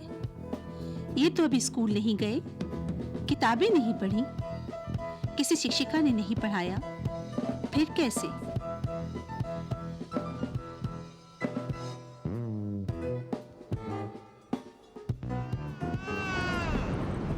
पर आपने स्वयं जाना होगा कि पैदा होते ही बच्चे दुनिया को पहचानना शुरू कर देते हैं। माँ का स्पर्श, माँ की आवाज, वे माँ को बता भी देते हैं उन्हें क्या चाहिए, बेशक रोकर ही। माँ भी समझने लगती है। ये इन बच्चों को किसी ने नहीं सिखाया। इन्होंने इस ज्ञान का सृजन, रचना या कंस्ट्रक्शन स्वयं किया। छोटे से लेकर बड़े सभी बच्चों को चीजों को छूना, उनके साथ खेलना और उनसे अर्थ निकालना बहुत अच्छा लगता है।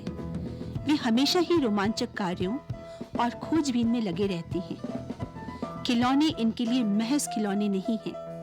उनको देखना, छूना, चाटना, खोलना, तोड़ना, ये सब बचपन से ही शुरू हो जाता है। ये खिलौने भी कुछ जानने का, खोजने का, नए आविष्कार का साधन है। बड़ों को अक्सर लगता है कि बच्चे इन खिलौनों से केवल खेल रहे हैं या उनको तोड़ने की कोशिश कर रहे हैं, लेकिन बच्चे इनसे सिर्फ खेलते या इन्हें तोड़ते नहीं हैं, इनमें कुछ ढूंढते हैं जो इन्हें पता ना हो।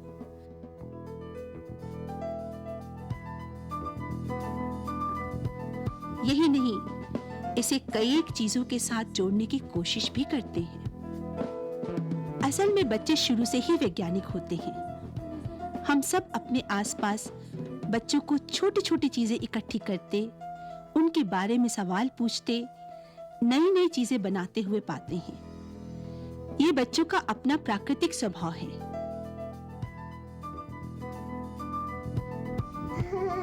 देखा नहीं, समझा। क्या समझा?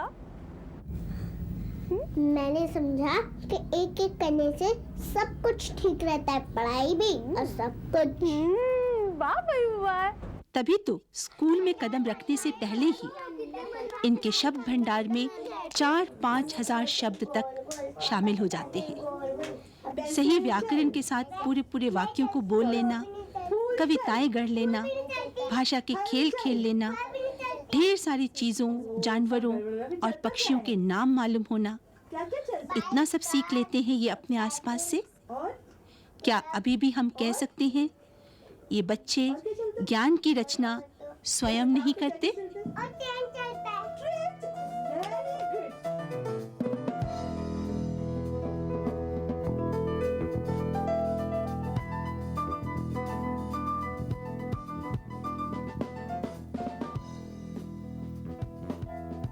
जितनी चीजें बच्चा छोटी उम्र में घर में सीखता है, जितने कॉन्सेप्ट सीखता है, अब जब स्कूल में आए उसको आप कहेंगे कि वो तो है ही नहीं, उसको नकार दें, तो आप इतनी बड़ी जो गहरी सीखने की जिंदगी है, पहले 4-5 साल जिसमें जिंदगी में आधा जो सीखना है आप उसी वक्त सीखते हैं, उसको आप नकार देते हैं, उसके साथ ताल्लुक ही नहीं बनाते, बड़ा जुल्म करते हैं आप। यदि देखा जाए तो प्रकृति ने पशु पक्षियों को भी ये क्षमता दी है कि वो अपने लिए ज्ञान का सृजन कर सकें। सच भी यही है कि ज्ञान अनुभवों का भंडार है जिसके द्वारा हम संसार को समझ पाते हैं। चिड़िया अपना घोंसला स्वयं बनाती है, अपने बच्चों के लिए दाना ढूंढकर लाती है। पशु भी अपना खाना और पानी तलाश लेते हैं। यही नहीं, पौधे अपना खाना खुद बनाते हैं।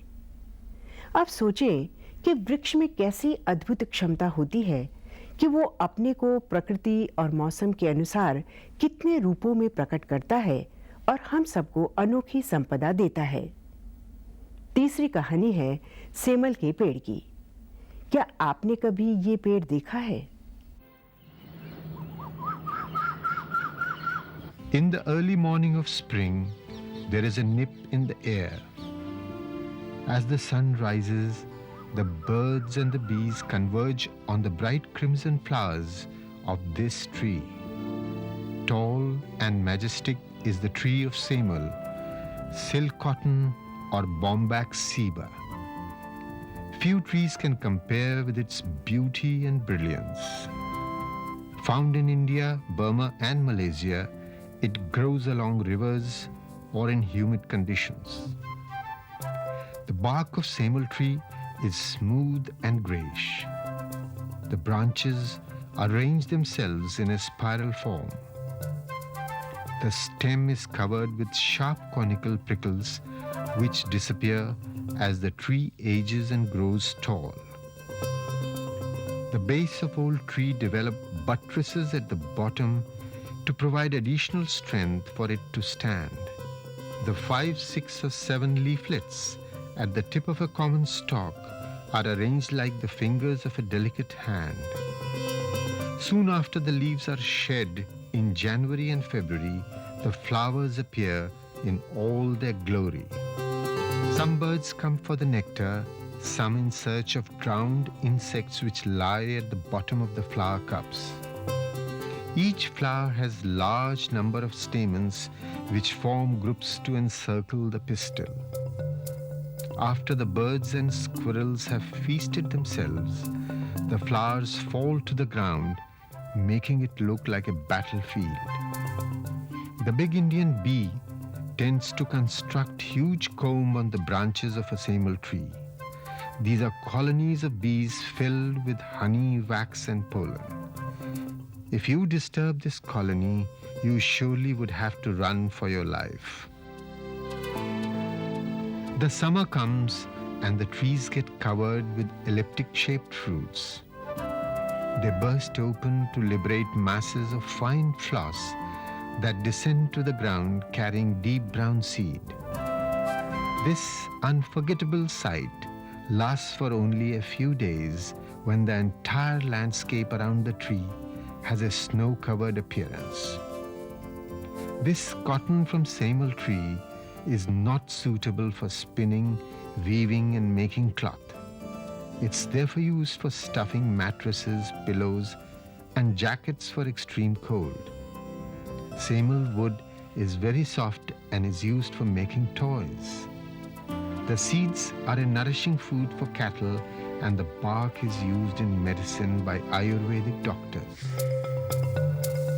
Murias, a Madhya Pradesh tribe, plant the semel tree whenever they discover a new village site, because not only it is stately, beautiful and benevolent, it is also the most exuberant and friendly of the Indian trees.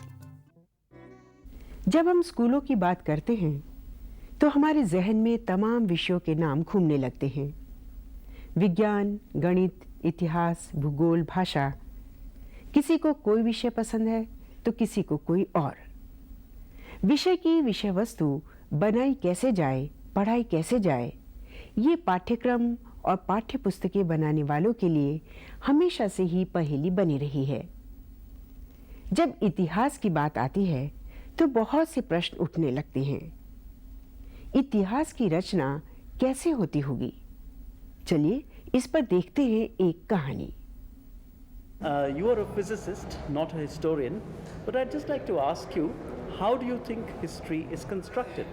I think if we just look back to the last century, then I think creating history shouldn't be a big problem, because because documenting by many people of the same event had already started. But if we start going back on the timeline, then I guess it should be more and more difficult to reconstruct history, because documentation of the same event wasn't done by so many people.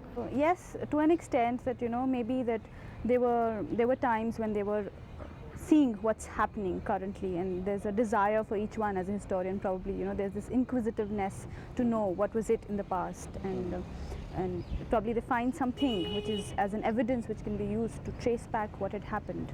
Like, so that's how I think they generally would do it. प्राप्त जो data हैं, materials हैं, उपलब्ध साक्ष्य भी वो बहुत तरह के हो सकते हैं, तो उनको उनका गहन अध्ययन करके उसके बाद उस पर गहन चिंतन करके फिर उसके बाद लिखते हैं मेरे ख्याल से। ये तो कुछ जैसे प्राचीन अवशेष हुए, जैसे किसी बिल्डिंग के हुए, उस तरह हड्डियों के हुए, ऐसे चीज़ों का फिर उसको वैज्ञानिक पद्धति से कि उसका शोध करते हैं कि ये कितना पुराना हो सकता है। I still feel I am from physics, so I feel history is scientific also, because it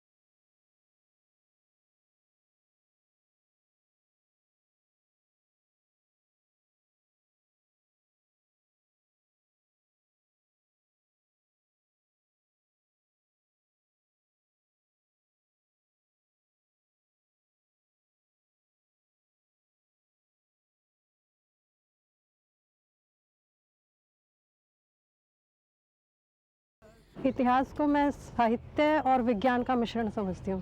साहित्य में जैसे कहानी भी होती है, तो इतिहास में कहानियाँ भी होती हैं, बड़ी रोचक लगती हैं पढ़ने में। और विज्ञान में फैक्ट्स होते हैं, इतिहास में भी फैक्ट्स होते हैं। इतिहासकार जब इतिहास रचता है तो मुझे लगता है पहले किताबें पढ़ता है और फिर उनके बेस पर उन जगहों पर जाकर खोज करता है, उन सबको मिलाकर ही इतिहास बनता है। क्योंकि इतिहास में अगर कहानी नहीं होगी तो पढ़ने में उसको मज़ा नहीं आएगा, और उसका अगर फैक्ट्स उसमें नहीं होंगे तो इतिहास नहीं रहेगा। तो इसलिए मुझे लगता है कि इन दोनों चीज़ों को मिलाकर ही इतिहास रचा जाता होगा इतिहासकार के द्वारा। बच्चों को हम इतिहास में मोहनजोदड़ो हड़प्पा की संस्कृति के बारे में बताते हैं, तो वहाँ खुदाई से जो भी उनको जो चीज़ें मिली हैं, जैसे कैसे उनका रहन सहन था, कैसे उनकी जो है वहाँ घर होते थे, कैसे उनकी नालियाँ होती थी, क्या उनके खेल के मनोरंजन के साधन होते थे, उससे वो लेकर के किताबों में बच्चों के लिए काफ़ी कुछ जो है जोड़ देते हैं। और जब तक प्रमाण हमारे पास में नहीं होंगे तब तक हम ये कह नहीं सकते हैं कि ये एक इतिहास में ऐसा कुछ हुआ था, या कुछ हमारे पास में ऐसे पुराने रिकॉर्ड्स हों, कुछ ऐसे चीज़ें हों, दस्तावेज हो, जिनके आधार पे हम ये पता कर सकते हैं कि हाँ भी वास्तव में ऐसी चीज़ हुई थी। पर वो भी प्रमाण ऐसा नहीं है कि एक ही सोर्स से मिले हों, वो प्रमाण कम से कम मुझे लगता है कि 8-10 ऐसे स्रोत होने चाहिए जिसमें कि आपको लगता है कि वास्तव में ये हुआ था और ऐसा ही हुआ था। तो इन साक्ष्यों के ज़रिए बच्चों को स्वयं उन स्रोतों की जांच पड़ताल करने और उनका मूल्यांकन करके एक अपनी समझ विकसित करने का मौका दिया गया है। The children's natural ability to learn and the importance of linking classroom experiences with life outside, and also the stress on reducing the load of the curriculum. इसके लिए आवश्यक है ये समझ कि विभिन्न स्कूली अवस्थाओं में पढ़ने वाले बच्चे अपनी उम्र और अनुभव के आधार पर कितना और क्या आनंद के साथ पढ़ और समझ सकते हैं। इन दो मुख्य मुद्दों पर निरंतर चिंतन की जरूरत है कि इतिहास में हम रुचि कैसे पैदा करें और कैसे इसमें सूचनाओं का बोझ और रटना कम करें। History is supposed to be one of the most boring subject for me, and it continue to be till today. Right. But as far as we have learned history, history is supposed to be one subject where we have to memorize certain facts, certain chronology, and certain difficult names. So it was really, burden for us to learn history that way. And the teacher never tell us something which we can relate history with today's world. So there we find lots of gap between what we have learned history and what is happening exactly today. Right. And suppose we were to tell children how history is constructed, do you think that would make things more interesting? Yeah, I feel that if we can tell children how history has to be constructed and how it has evolved with time and how it is reflected in today's life, I feel that children will understand more and they will be able to relate what they have learned histories with today's life, and they will be able to appreciate the past life, the past happenings, the past civilization in a better way than we did today. तो ये कहना कि इतिहास को रोमांचक और सृजनशील बनाया जाना चाहिए एक बात है, और इसे अमल में लाना ताकि बच्चे इसकी रोमांचकता महसूस करें दूसरी।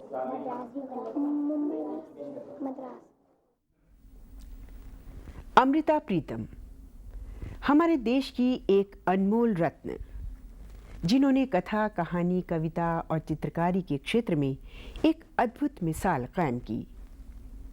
उनके ही शब्दों में सुनते हैं उनके अनुभवों का निचोड़। मेरी ज़िंदगी 3 हिस्सों में बंटी हुई है।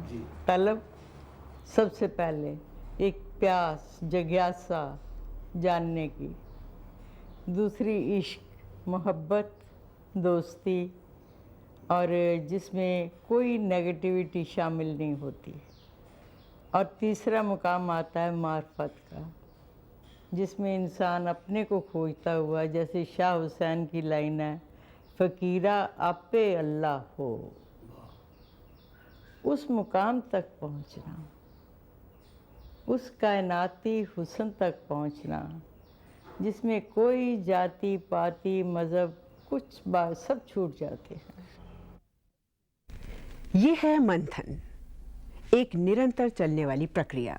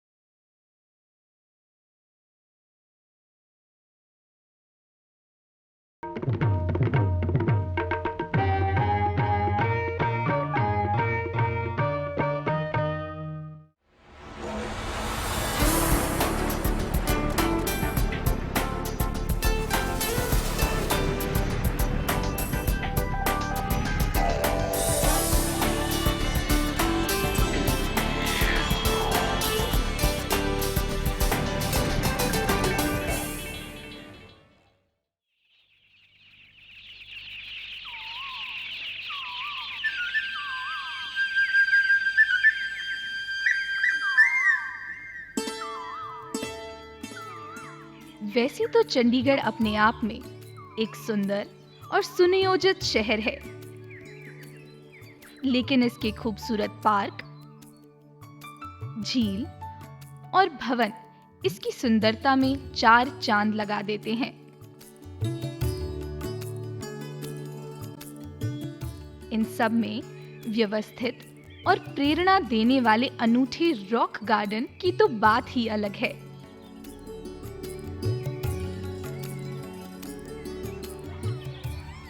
रॉक गार्डन शहर की सबसे व्यस्ततम जगह सेक्टर 1 में सुखना झील और कैपिटल कॉम्प्लेक्स के बीच में स्थित है।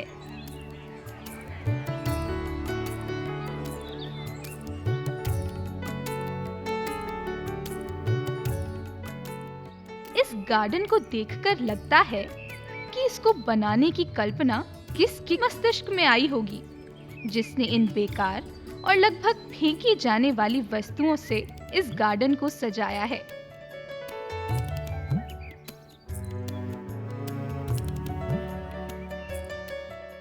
जानने पर पता चला कि लगभग 40 साल पहले नेकचंद द्वारा डिजाइन किए गए 40 एकड़ में फैले इस गार्डन में शहर और उद्योग के कचरों से कई कलाकृतियां बनाई गई हैं। नेकचंद सैनी एक स्वयं से सीखे हुए व्यक्ति थे।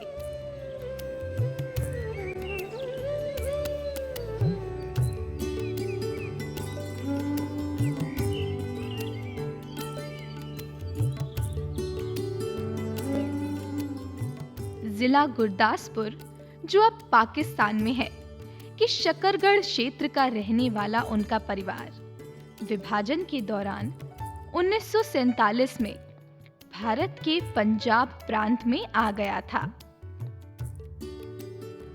उस समय चंडीगढ़ शहर वास्तुकार ली कार्बूजियर द्वारा एक आधुनिक स्वप्न लोक के रूप में बदला जा रहा था।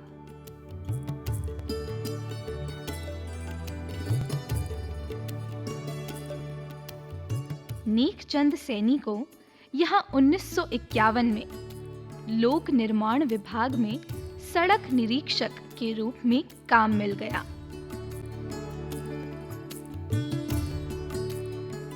अपने खाली समय में नेकचंद ने शहर के चारों ओर विध्वंस साइटों और निर्माणाधीन क्षेत्रों से सामग्री का संग्रह शुरू किया।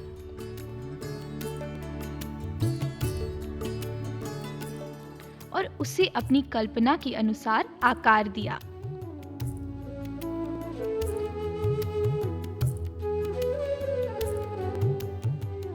उन्होंने इस काम के लिए सुखना झील के पास एक जंगल को चुना और सरकार से अनुमति मिलने पर इसी स्थान पर उन्होंने अपने सपने को साकार किया और एक सुंदर गार्डन की स्थापना की।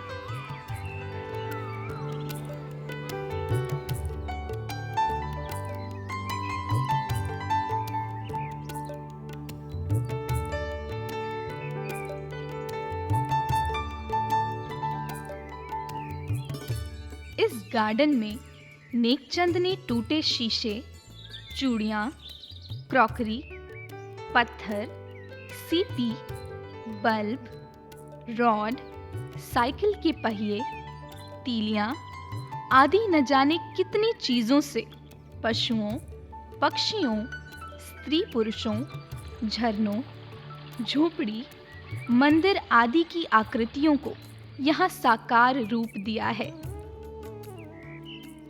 जिनमें भारत के ग्रामीण जीवन की झलक भी देखने को मिलती है।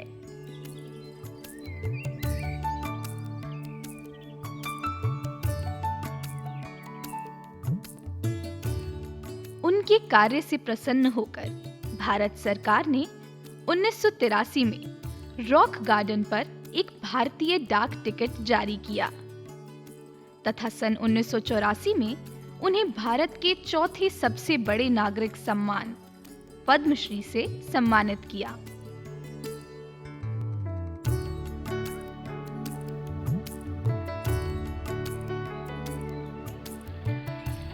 रॉक गार्डन में वाटरफॉल, पूल और घुमावदार रास्ते सहित 14 लुभावने चैम्बर हैं, जो नवीनता और कल्पनाशीलता को दर्शाते हैं।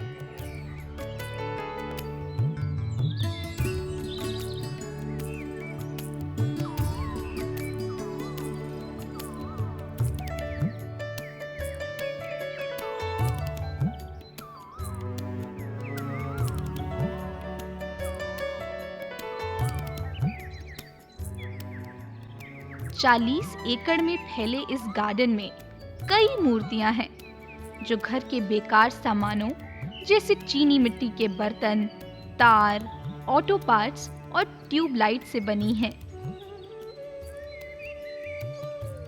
भवन के कचरे, खाने के कांटे, टूटी हुई चूड़ी, खेलने की कांच की गोलियां और टेराकोटा बर्तन को भी गार्डन में भवन, मानवीय चेहरे और जानवर सहित अनेक रूपों में प्रदर्शित किया गया है।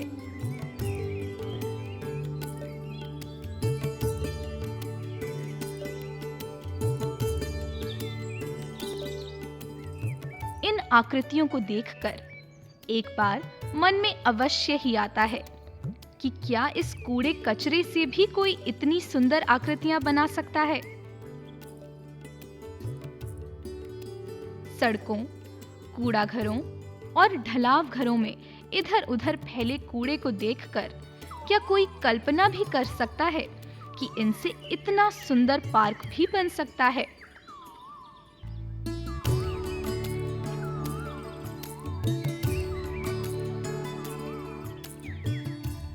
खेलते हुए बच्चे, पानी ले जाती स्त्री, बोझा ढोता किसान आदि मानव आकृतियां बरबस ही दर्शकों का मन मोह लेती हैं।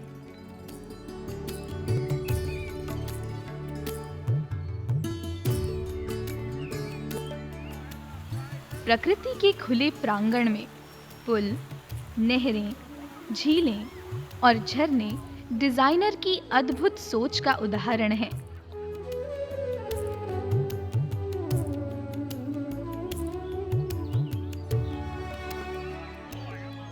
दर्शक गुफाओं, पहाड़ियों, पुलों और घुमावदार सीढ़ियों का प्रयोग करके आनंद लेते हैं।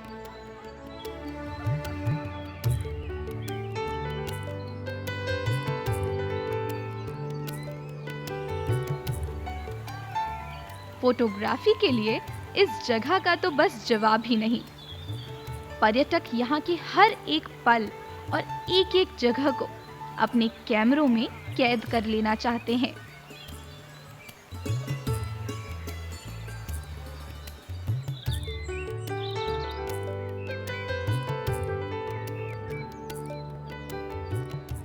यह अद्भुत गार्डन हर दिन सुबह 9 बजे खुल जाता है। चंडीगढ़ आने वाले पर्यटक रॉक गार्डन आना नहीं भूलते।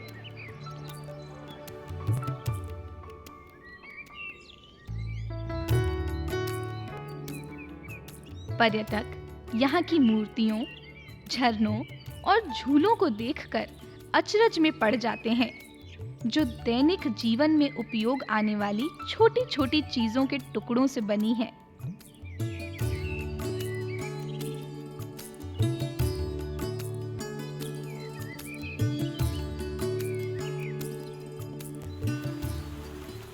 गार्डन में झरनों और जलकुंड के अलावा ओपन एयर थिएटर भी देखा जा सकता है।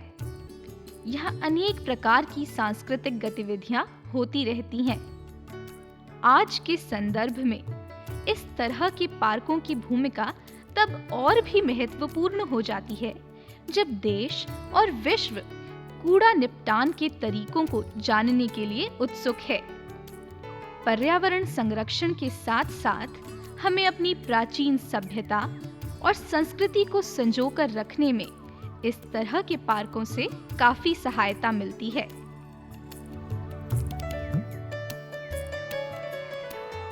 अपनी स्थापना के बाद से शिवालिक पहाड़ियों की आंचल में बसे इस गार्डन को देखने यहाँ प्रतिवर्ष लगभग 12 लाख से अधिक पर्यटक आते हैं, जिससे यह ताजमहल के बाद भारत में दूसरा सबसे लोकप्रिय स्थान बन गया है ना कितना खूबसूरत? प्रकृति की गोद में बना ये अनोखा गार्डन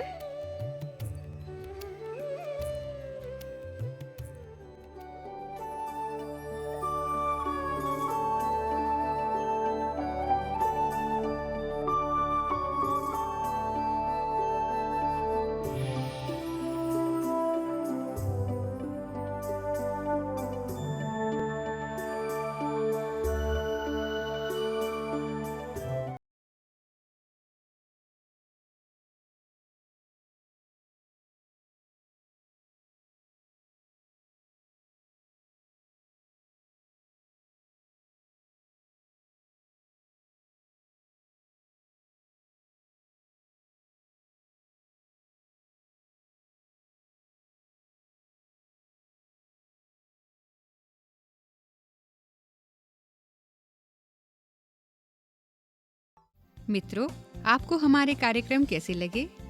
आप अपनी प्रतिक्रियाएं और सुझाव हमें भेज सकते हैं। हमारा पता है किशोर मंच, CIET NCERT, श्री अरविंदो मार्ग, नई दिल्ली 110016। आप हमें ईमेल भी कर सकते हैं। हमारा ईमेल पता है ciet.kishoremanch@gmail.com और हमारे टोल फ्री नंबर हैं 1800-111-265 और 1800-112-199।